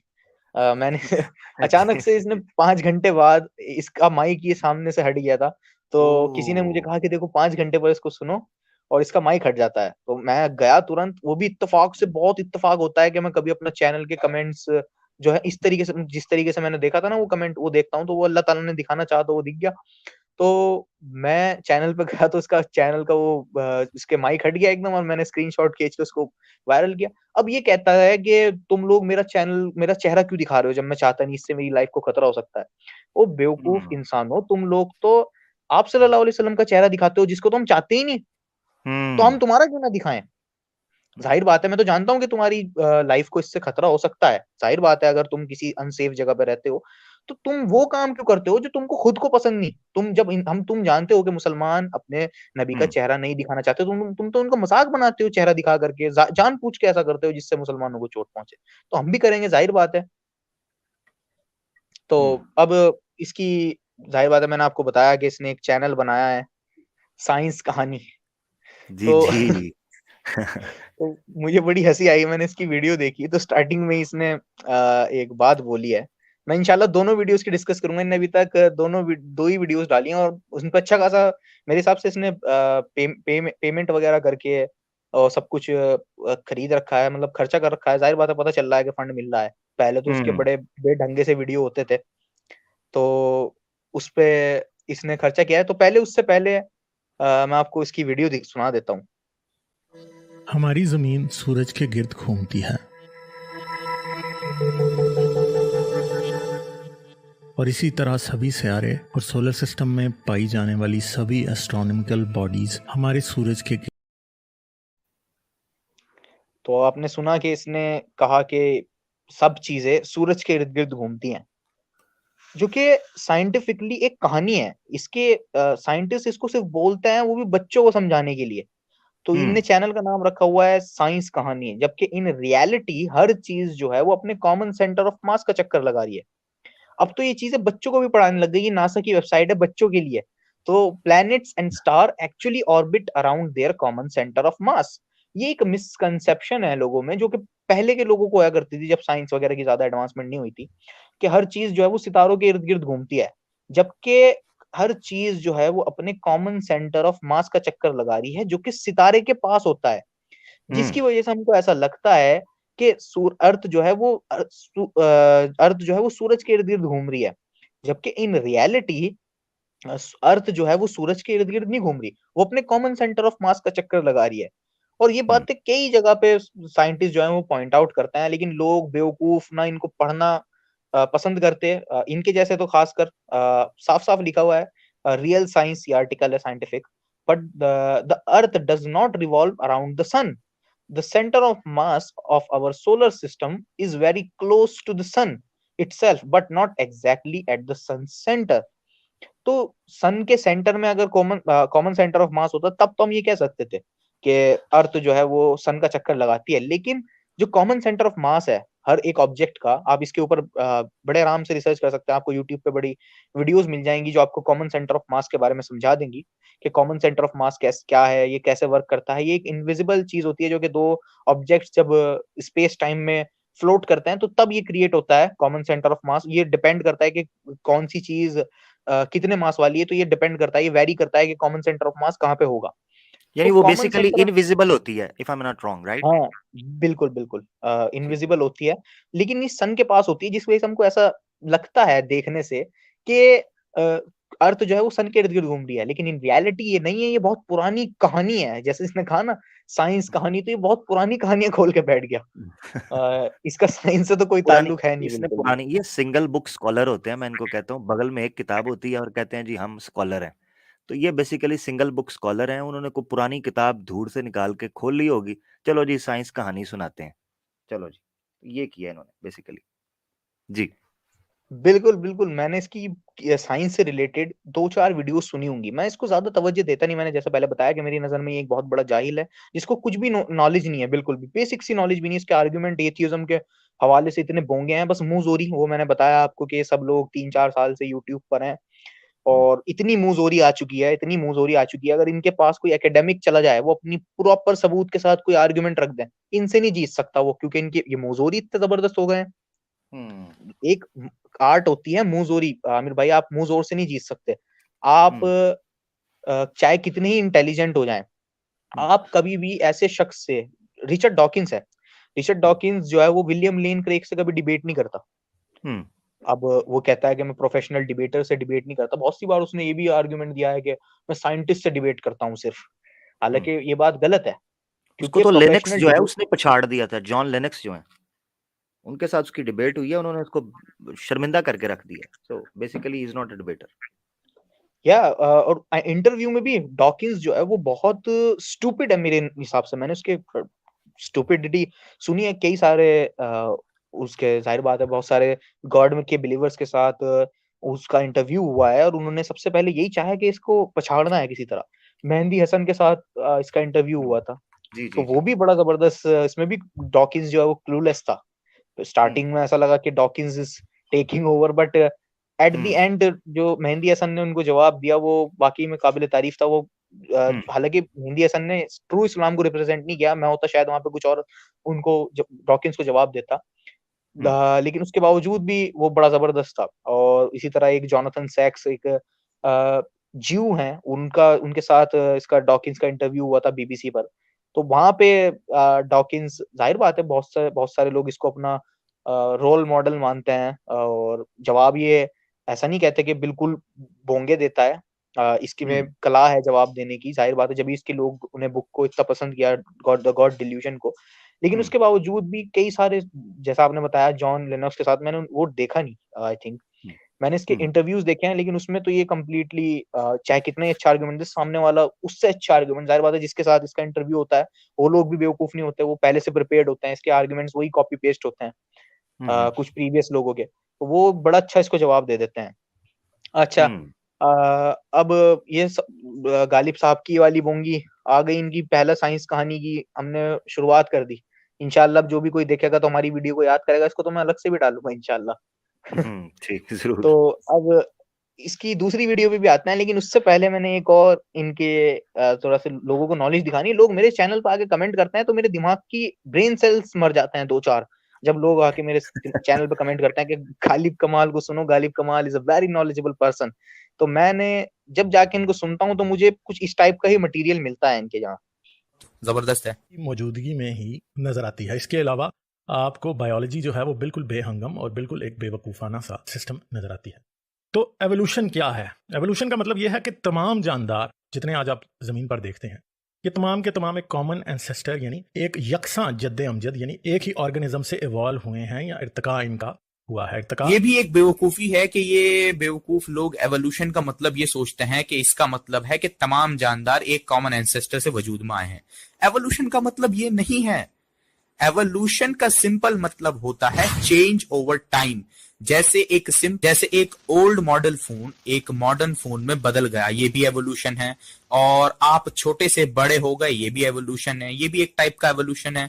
और आप मरियम वेबस्टर पे जाकर भी चेक कर सकते हैं, वहां भी एवोल्यूशन की जो डेफिनेशन है वो ये नहीं लिखी है कि आप सब लोग एक कॉमन एंसेस्टर से आए हैं। ये नहीं है एवोल्यूशन की डेफिनेशन, और इस गलती को नजरअंदाज नहीं किया जा सकता था, क्योंकि ये एक बड़ी गलती है। क्यों? क्योंकि आपकी रूट ही गलत है। जो आपने स्टार्टिंग में बताया वही आपने गलत लोगों को इंफॉर्मेशन दी। बल्कि खुद साइंटिस्ट जो एवोल्यूशन को मानते हैं वो खुद इस सिंगल एंसेस्टर वाली बात से डिसएग्री करते हैं। जैसे कि साइंटिस्ट क्रेग वेंटर, जिन्होंने फर्स्ट सिंथेटिक लाइफ बनाई थी, उनका कहना है कि मैं इस ट्री ऑफ लाइफ से एग्री नहीं करता। I'm not so sanguine as some of my colleagues here that there's only one life form on this planet. We have a lot of different types of metabolism, different organisms. I wouldn't call you the same life form as the one we have that lives in pH 12 base that would dissolve your skin if we dropped you in it. Oh, I've got the same genetic code. We'll have a common ancestor. Well, you don't have the same genetic code. In fact, the mycoplasmas use a different genetic code and would not work in your cells. So there are a lot of variations on the theme. अच्छा, ये जो scientist Craig vendor थे आमिर भाई, इन्होंने जो ये common ancestor वाली बात, मतलब कॉमन पॉइंट वाली बात है ना कि हम सब तमाम जितने भी जानदार हैं वो सब एक सिंगल सेल से वजूद में आए हैं। रिचर्ड डॉकिंस, लॉरेंस क्राउस, जो कि इतने बड़े एथियस्ट हैं, इतने बड़े साइंस, सो कॉल्ड साइंस के पॉपुलराइजर्स हैं, उनके सामने कॉमन डिसेंट को, जो कि डार्विनियन एवोल्यूशन की कहते हैं ना रूट है, वो नहीं तो कुछ नहीं। उसको डिनाई किया था। इतने बड़े साइंटिस्ट हैं, रिचर्ड डॉकिंस इनके सामने बोला नहीं था, क्योंकि वो जानता है कि ये मेरे से भी ज्यादा काबिल साइंटिस्ट हैं। वो तो खुद एक बोंगा कहते हो उसको। और मैं इस पे चला गया तो मैं इंशाल्लाह इस पे कभी अलग स्ट्रीम रखेंगे रिचर्ड डॉकिंस की बोंगियों को, क्योंकि उसकी के ऊपर एक डेडिकेटेड सी हम स्ट्रीम रखेंगे। तो साइंटिस्ट क्रेग वेंटर ने रिचर्ड डॉकिंस के सामने कॉमन डिसेंट को, जो सिंगल एंसेस्टर वाली बात को डिनाई किया था। ये बहुत बड़ी बात है। वैसे भी आप लोग लिहाज कर लेते हो कि हम लोग आप किसी चीज व्यू को सपोर्ट करते हो, और आप भी एथियस्ट हो, खुद भी एथियस्ट आप, और सामने वाले का आप वैसे ही लिहाज कर लोगे कि नहीं सामने वाला इस व्यू को सपोर्ट करता है तो मैं इस चीज को ना बोलूं। लेकिन क्रेग वेंटर ने उस चीज को एक्सेप्ट किया कि नहीं, हमारे पास सेम जेनेटिक कोड भी नहीं है, हमारे पास डिफरेंट जेनेटिक कोड है। ऐसा जेनेटिक कोड है जिसको तुम हाथ भी लगाओगे तो तुम जल जाओगे, जो कि हमारी स्किन को डिसॉल्व कर सकता है। तो अब ये गालिब कमाल है, इसने कहा कि एवोल्यूशन का मतलब है कि हर चीज एक कॉमन सेल से आई है, जो कि नहीं, ऐसा एवोल्यूशन का मतलब नहीं है। एवोल्यूशन का सिंपल मतलब होता है चेंज ओवर टाइम। ये एक बड़ी मिस्टेक थी, उसकी वजह यह है कि मैं इसको एक बड़ी मिस्टेक मानता हूँ। लोग कहते हैं कि यार छोटी छोटी मिस्टेक ना काउंट किया करो, लेकिन प्रॉब्लम यह है कि ये लोग कुरान पे जब आते हैं ना, तो ये ऐसे चश्मे लगाते हैं कि हमें भी माइक्रोस्कोप निकालना पड़ता है फिर। ये मैग्नीफाई करते हैं छोटी छोटी चीजों को। हाँ, मैग्नीफाई करते हैं चीज को, जो कि इतनी बड़ी चीज कोई होती नहीं, हालांकि वो भी गलत पकड़ते हैं। अल्लाह का करम यह है कि वो भी चीज गलत पकड़ते हैं। आज तक कोई ऐसा आर्गुमेंट हुआ नहीं जिसने मुझे इम्प्रेस किया हो, जिसका मुसलमान जवाब ना दे सकते हो। तो ये बड़ी मिस्टेक इस वजह से थी कि इसने कहा कि एवोल्यूशन का मतलब है कि तमाम जानदार एक ही सेल से वजूद में आए हैं। वो इस वजह से कि एवोल्यूशन को साइंटिस्ट जो हैं वो ये मानते नहीं। एवोल्यूशन का मतलब होता है चेंज ओवर टाइम। भाई हम भी आमिर भाई ये मानते हैं कि पहले यहाँ पे डायनासोर रहते थे, अब नहीं रहते, खत्म हो गए। तो ये क्या हुआ? ये भी एक तरह का एवोल्यूशन हुआ। कैसे हुआ? We don't know. तो एवोल्यूशन इन इटसेल्फ कोई मैकेनिज्म हमको नहीं बताता कि ये इस तरीके से हुआ। मैकेनिज्म जो हमको बताता है वो है डार्विन्स एवोल्यूशन। डार्विन की जो थ्योरी है वो हमको एक मैकेनिज्म देती है, और वो उसको ये कहना कि एवोल्यूशन हमको एक मैकेनिज्म बता रहा है और तमाम जानदार एक कॉमन एंसेस्टर्स आए हैं, नहीं, ये डार्विन का नजरिया हमको बताता है कि तमाम जानदार एक एंसेस्टर्स आए हैं। डार्विन की थ्योरी को और एवोल्यूशन को एक चीज बना देना, ये एक बहुत बड़ी मिसलीडिंग सी चीज है, जिसपे कभी भी चुप्पी नहीं साधी जा सकती। एक बहुत बड़ी मिस्टेक है, क्योंकि आज जो लोग कर रहे हैं वो क्या कर रहे हैं, आपको एवोल्यूशन के प्रूफ दिखा देंगे। वो क्या करेंगे आमिर भाई कि देखो देखो एवोल्यूशन हो रहा है, मतलब चेंज ओवर टाइम हो रहा है, देयरफॉर डार्विनिज्म इज ट्रू, जो कि इतनी बड़ी मिस्टेक है। भाई एवोल्यूशन को तो कोई डिनाई नहीं करता। भाई डायनासोर पहले रहते थे, अब वो डायनासोर खत्म हो गए, तो किसी ना किसी तरह तो ये खत्म हुए हैं। मैकेनिज्म हम नहीं जानते। अब ये क्या करेंगे, थोड़े बहुत एवोल्यूशन के प्रूफ हमको दिखाएंगे और लगा देंगे कि डार्विनियन एवोल्यूशन इज ट्रू, और उसी के बेस पे ये लोग ह्यूमन को भी चिमका एंसेस्टर बना देते हैं। हालांकि ये भी पूरी स्पेक्युलेटिव सी बातें हैं, और डार्विनियन एवोल्यूशन के सपोर्ट में जितने ये लोग सो कॉल्ड एविडेंसेस देते हैं, उनकी अपोजिट चीजें भी अवेलेबल हैं, उनको ये लोग कभी हाईलाइट नहीं करते। और जो साइंटिस्ट हैं, जो एथियस्ट साइंटिस्ट, आपको आवाज आ रही है? जी जी बिल्कुल बिल्कुल। जो एथियस्ट साइंटिस्ट हैं वो खुद इस बात से कहते हैं कि जो ये डार्विनिस्ट साइंटिस्ट है ना, ये चीजों को छुपा रहे हैं। Scientist third way of evolution पे आप जाएंगे तो आपको थर्ड वे ऑफ एवोल्यूशन आप इंटरनेट पे गूगल पे टाइप कर देना तो आपको एक मूवमेंट मिलेगी। तो वो साइंटिस्ट वहां पे कंप्लेन कर रहे हैं। वो ये कह रहे हैं कि ये जो डार्विनिस्ट साइंटिस्ट हैं, ये एक तो रिलीजन बन चुका है। ये तो हम सब जानते हैं कि डार्विनिज्म एक रिलीजन है, आप इसके अगेंस्ट बात नहीं कर सकते कहीं पे। तो उन्होंने तंग आके एक न्यू मूवमेंट ही क्रिएट कर ली। तो वो साइंटिस्ट ये कंप्लेन करते हैं कि हम डार्विनिज्म के अगेंस्ट कुछ बोल ही नहीं सकते, हम डार्विनिज्म के अगेंस्ट कुछ बोल नहीं सकते, और इसके अगेंस्ट जो एविडेंस है उनको डिस्कस नहीं कर सकते इसको रद्द करने के उसमें। जैसे एपिजेनेटिक्स हो गया, सिम्बायोजेनेसिस हो गया, और हॉरिजॉन्टल डीएनए ट्रांसफर हो गया। इन सब पे मैं वीडियो डिस्कस कर चुका हूँ, इन सब चीजों को मैं। तो ये इतने बड़े बड़े सबूत हैं डार्विनियन एवोल्यूशन के अगेंस्ट, जो कि कंप्लीटली जाहिर बात है। अगर इनको साइंटिस्ट क्या करते हैं आमिर भाई, सपोज करें कि आपको कोई सबूत मिला डार्विनियन एवोल्यूशन के अगेंस्ट, तो साइंटिस्ट ये नहीं कहेंगे कि डार्विनियन एवोल्यूशन गलत है ना। वो क्या करेंगे, डार्विनियन स्वेटर में, जो डार्विन का स्वेटर है ना, उसमें एक और तागा पिरो देंगे कि ये भी हो सकता है। वो ये नहीं कहते कि डार्विन का स्वेटर ही उतार के फेंक दो, वो कहेंगे इसमें एक और सुई डाल दो, वो एक और ब्रांच खोल देंगे। हाँ, कि वो ये भी हो सकता है जी। जब भी देखेंगे, सपोज करो कि डार्विनियन एवोल्यूशन कहता है कि सब कुछ बड़ा ग्रेजुअली हुआ है और सारे ट्रांजिशन हमको दिखने चाहिए फॉसिल रिकॉर्ड में, और वो फॉसिल रिकॉर्ड में कहीं मिलते नहीं, और उसी को साइंटिस्ट कहते हैं कि भाई फॉसिल रिकॉर्ड तो डार्विनियन एवोल्यूशन को बिल्कुल सपोर्ट नहीं करता, क्योंकि ग्रेजुअलिज्म ही जो डार्विन का हथियार था, ग्रेजुअलिज्म, कि सब कुछ बड़े धीरे धीरे हुआ है, यही एक ऐसी चीज है जो इस पूरी कायनात को एक इत्तेफाक बना देती है, और उसका सबूत हमको मिलता नहीं। तो ये सबूत जो हमारे पास है वो है सडन चेंज का, डिसकंटिन्यूस चेंज का, एकदम से चेंज हो रहा है, इधर उधर से एकदम से चेंज आ रहा है, और हम वो देख रहे हैं। तो इस चीज को फॉसिल एविडेंस जो है वो सपोर्ट नहीं करता, और जो ये गालिब कमाल कह रहा था कि इसका मतलब एवोल्यूशन का मतलब है तमाम जानदार एक ही चीज साए हैं, तो ये तो कम्प्लीटली एक बोंगी बात थी, इसको नजरअंदाज नहीं किया जा सकता था। इस पर मैंने थोड़ी सी कमेंट्री देनी और जरूरी समझी। अब आ जाते हैं साइंस कहानी पर, फिर से उसकी दूसरी वीडियो पर।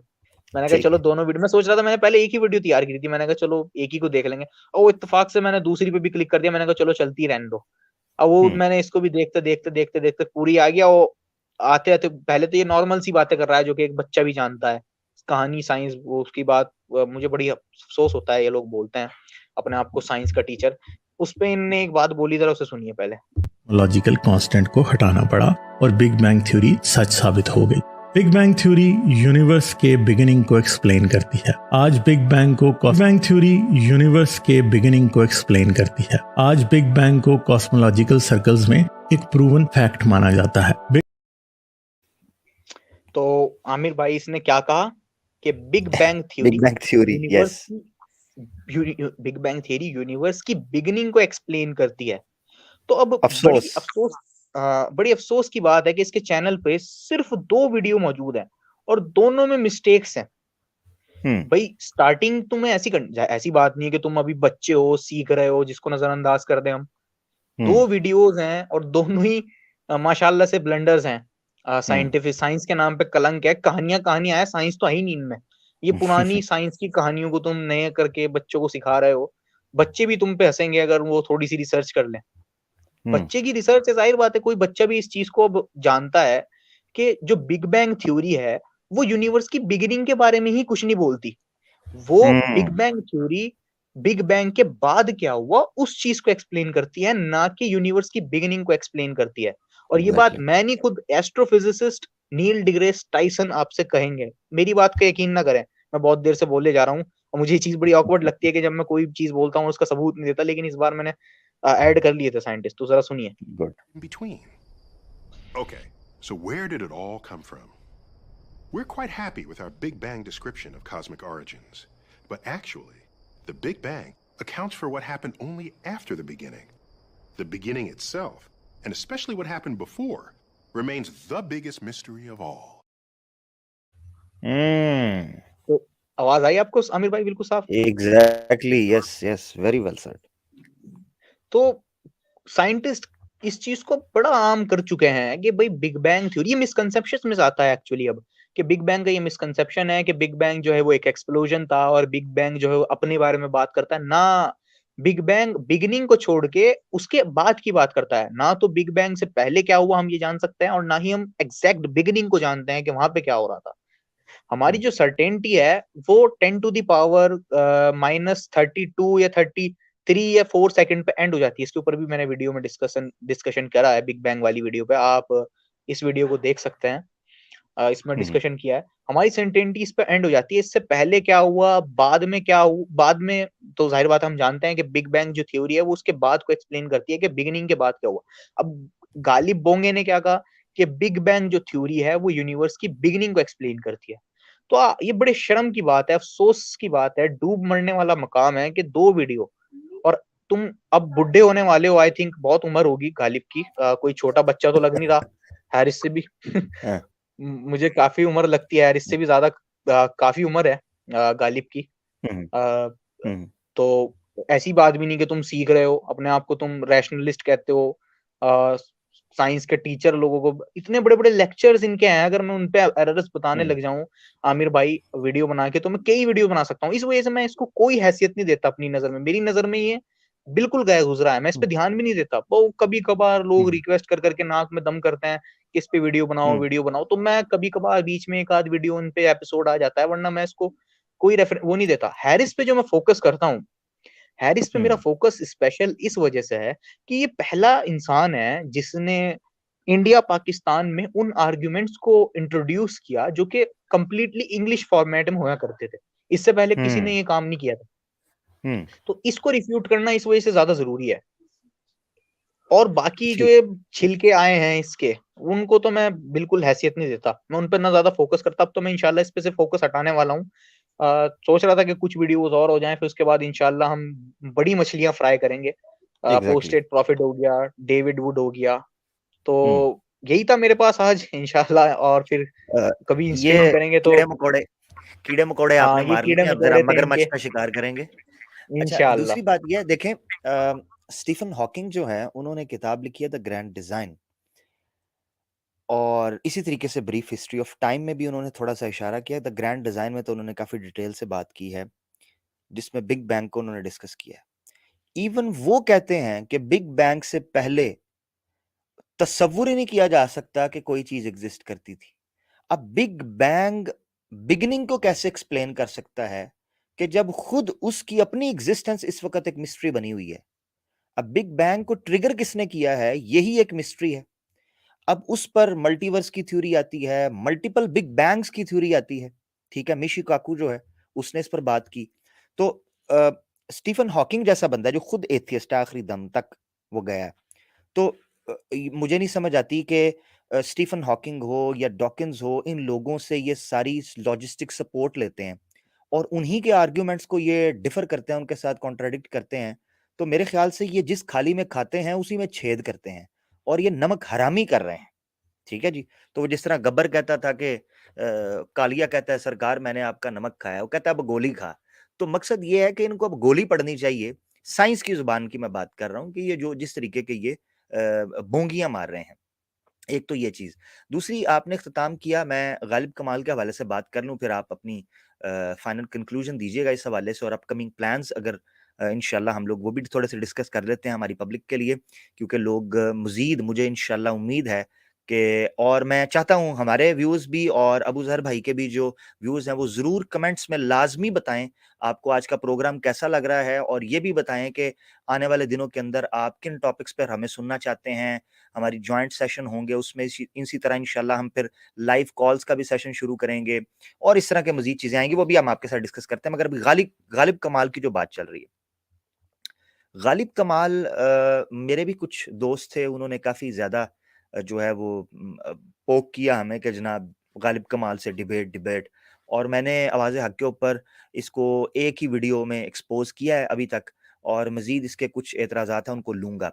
उसकी वजह यह है कि बिल्कुल आपने ठीक कहा है कि ये बोंगियों का एक मंबा है और बोंगियों का एक पहाड़ है जिस पर बात करना भी फजूल है।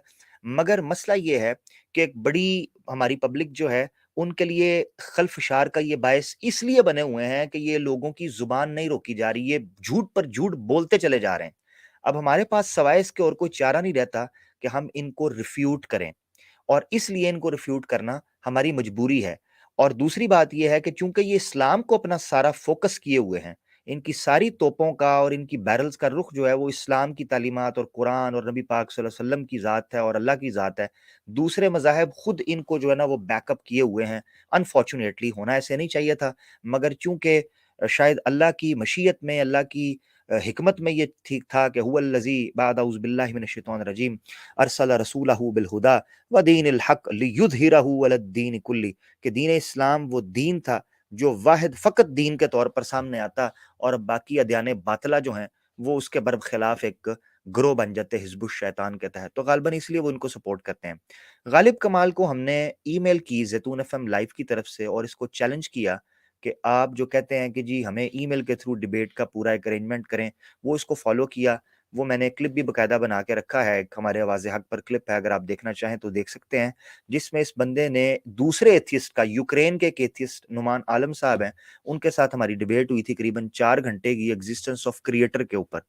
तो वो आप लोग देखेंगे तो आपको पता चलेगा कितनी ज़बरदस्त वो डिबेट हुई थी।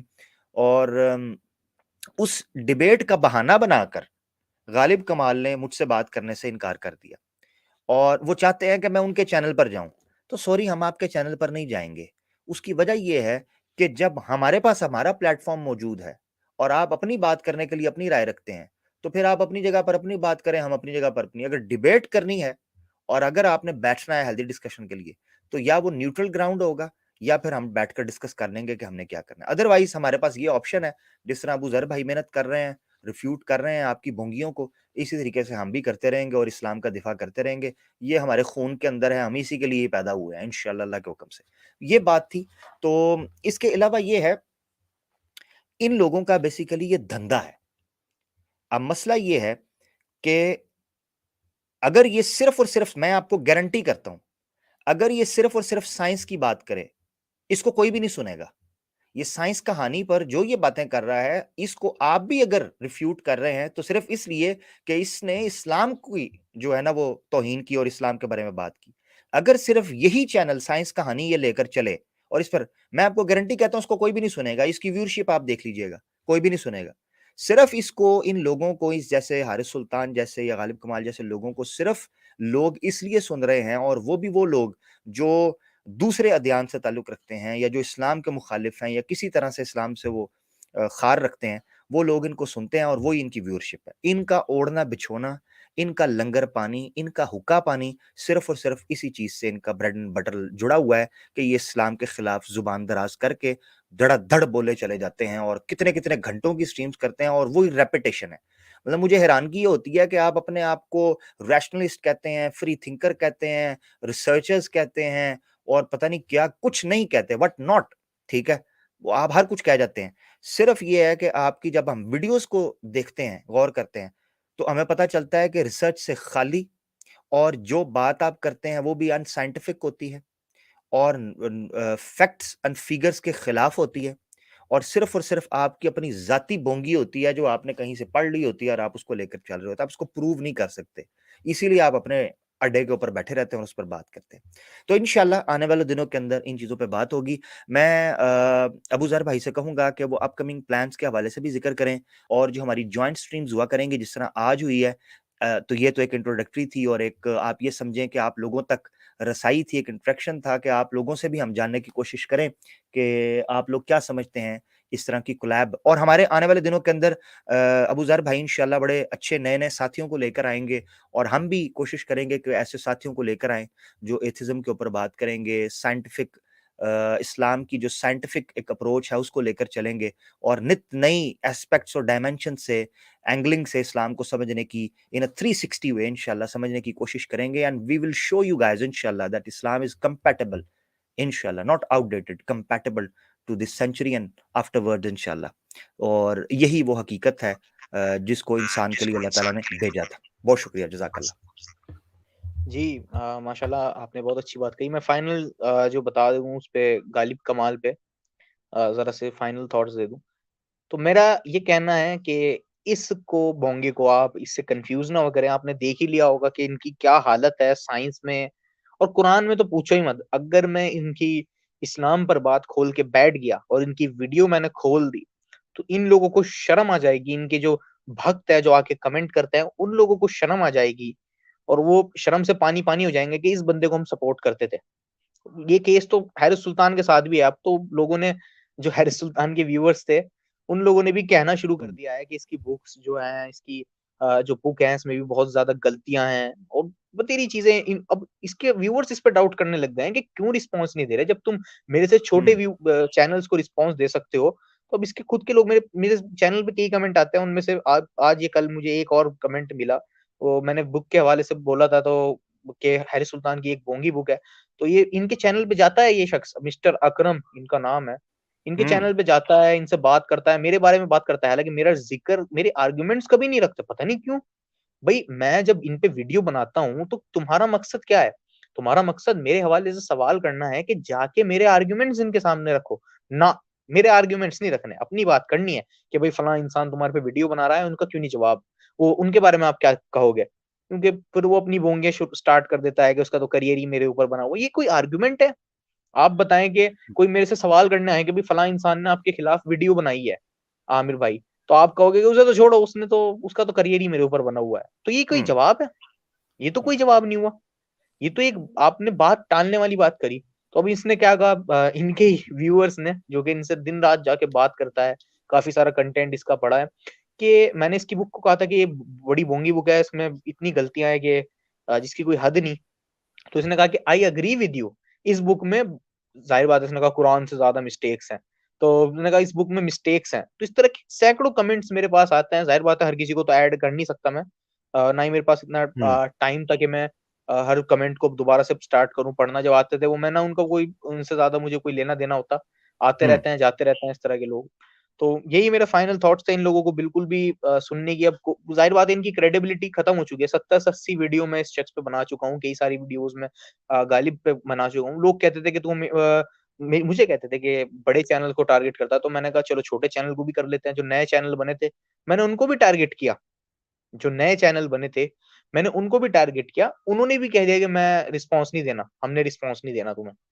तो शायद ये मेरी बदकिस्मती है कि कोई मुझे रिस्पॉन्स नहीं देता और इनके व्यूअर्स सोचते हैं बदकिस्मती नहीं है अबू जर भाई, आपकी वीडियोस मैंने देखी हैं, उसमें ये रिस्पांस कर ही नहीं सकते।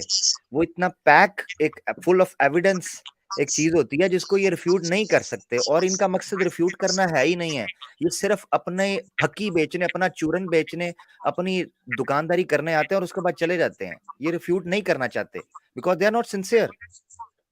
बिल्कुल, ये बात आपने बिल्कुल सही कही कि ये लोग बिल्कुल सिंसियर नहीं है। अच्छा, मैं इससे आखिरी बात कह के अपनी बात खत्म करते हैं। इंशाल्लाह माशाल्लाह 2 घंटे की स्ट्रीम होने वाली है।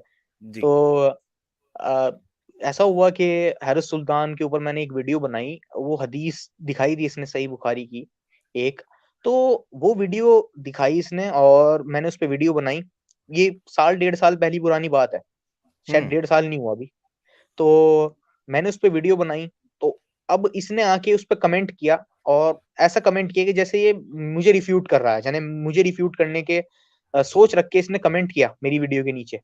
और फिर 2 मिनट 20-30 सेकंड 40 सेकंड बाद इसने वो कमेंट डिलीट कर दिया, क्योंकि जो इसने कमेंट किया था उसका जवाब 5-4 कुछ सेकंड बाद था।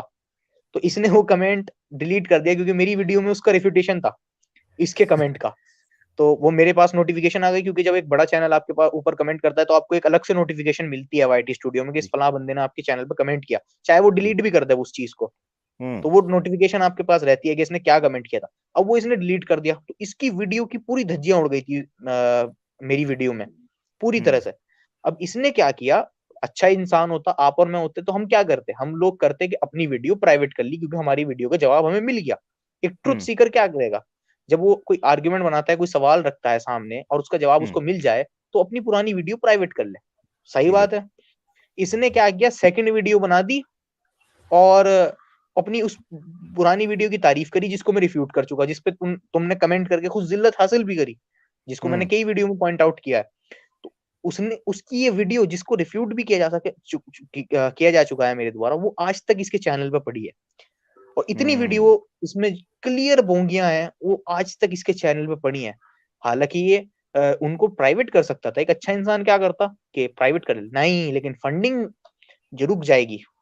जाहिर बात है अगर ये अपनी वीडियोस प्राइवेट करना शुरू कर दे तो फंडिंग खत्म, कि भाई ये तो खुद ही अपना आपको बोंगियां मानता है।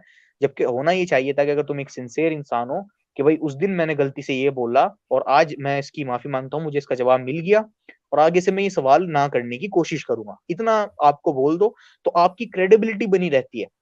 ब्रदर सबूर से एक गलती हुई थी, उन्होंने लूसी को कह दिया था कि एक आर्टिकल में डिस्कस है, लूसी जो इनका intermediate, so called intermediate fossil है एवोल्यूशन के सपोर्ट में, तो उन्होंने कह दिया था कि बाइपीडियल नहीं है, कुछ इस तरह की बात हुई थी।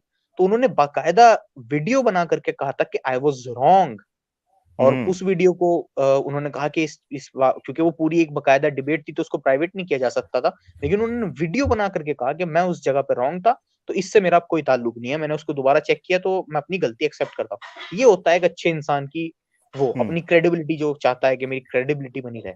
इनकी कोई क्रेडिबिलिटी नहीं है, तो इन लोग, आप लोगों से रिक्वेस्ट है कि इन लोगों को बिल्कुल ना सुना करें, और अगर सुनते हैं तो इनको बस ऐसे ही सुना करें जैसे कोई भौंभौ कर रहा है, कोई कारवां चला जा रहा है और उसके पीछे कुत्ते भौंकते ही रहते हैं, तो इनको भौंकने दें। हमने अपना जो काम करना था कर दिया। इन लोगों की क्रेडिबिलिटी अब बिल्कुल खत्म हो चुकी है। इनकी कोई वैल्यू नहीं है, ना तो इनको साइंस की नॉलेज है, ना ही हर चीज की अधूरी नॉलेज वो और ज्यादा डेंजरस होती है जो इन लोगों के पास है। तो बस यही मेरे फाइनल थॉट्स थे। आप इंशाल्लाह अमित भाई अगर कुछ कहना बहुत चाहते हैं तो ठीक है, वरना फिर इसको एंड करते हैं। जी, बहुत शुक्रिया। काफ़ी बात माशाल्लाह आज हो चुकी है और उम्मीद है आप लोगों को बड़ी पसंद आई होगी बात। मैं आखिर में ये कहता हूँ कि गालिब कमाल से भी 2-3 बार किसी ने ये कहा कि आप फिंगरप्रिंट्स के बारे में जो कहते हैं कि ये जो हमारे फिंगरप्रिंट्स होते हैं ये आइडेंटिकल होते हैं, ये सिमिलर होते हैं या एक जैसे हो सकते हैं। तो वो बोंगी मारने के बाद भी उन्होंने उसकी इस्लाह नहीं की। ये बहुत बड़ी बात है कि आप अगर अपने आप को रैशनलिस्ट कहते हो, ठीक है?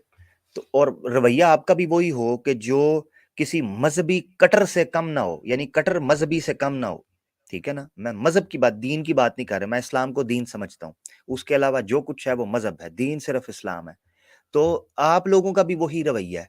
इससे ये पता चलता है कि आप लोग सिर्फ और सिर्फ, और फिर मैंने एक जगह इनको देखा, मुफ्ती तारिक मसूद के बारे में जब ये बात कर रहे हैं, तो वो भी मैंने थोड़ी-सी देखी वीडियो, तो उसमें वो टॉन्ट मार रहे हैं मुफ्ती तारिक मसूद को, जो पाकिस्तान के एक बड़े स्कॉलर हैं।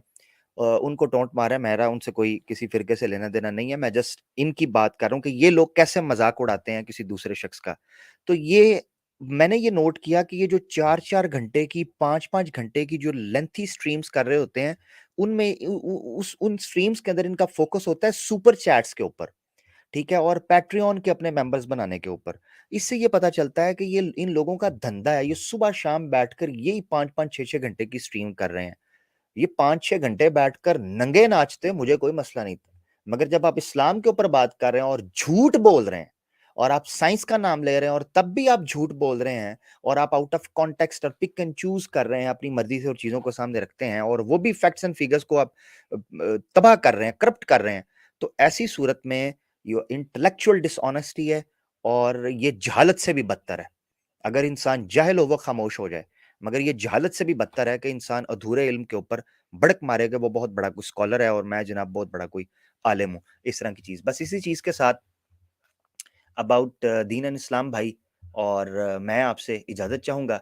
आप लोग ज़रूर हमें कमेंट्स के अंदर बताइएगा कि आज का प्रोग्राम आपको कैसा लगा, और मज़ीद आप लोग प्रोग्राम चाहते हैं तो और इस हवाले से भी बताइएगा। जी, अबू ज़र भाई, ओवर टू यू। और फाइनल बात ये कहना चाहेंगे कि अगली स्ट्रीम में इंशाल्लाह आप लोगों को भी मौका मिलेगा। तो ज़ाहिर बात है बहुत सारे लोग जो हैं वो यस।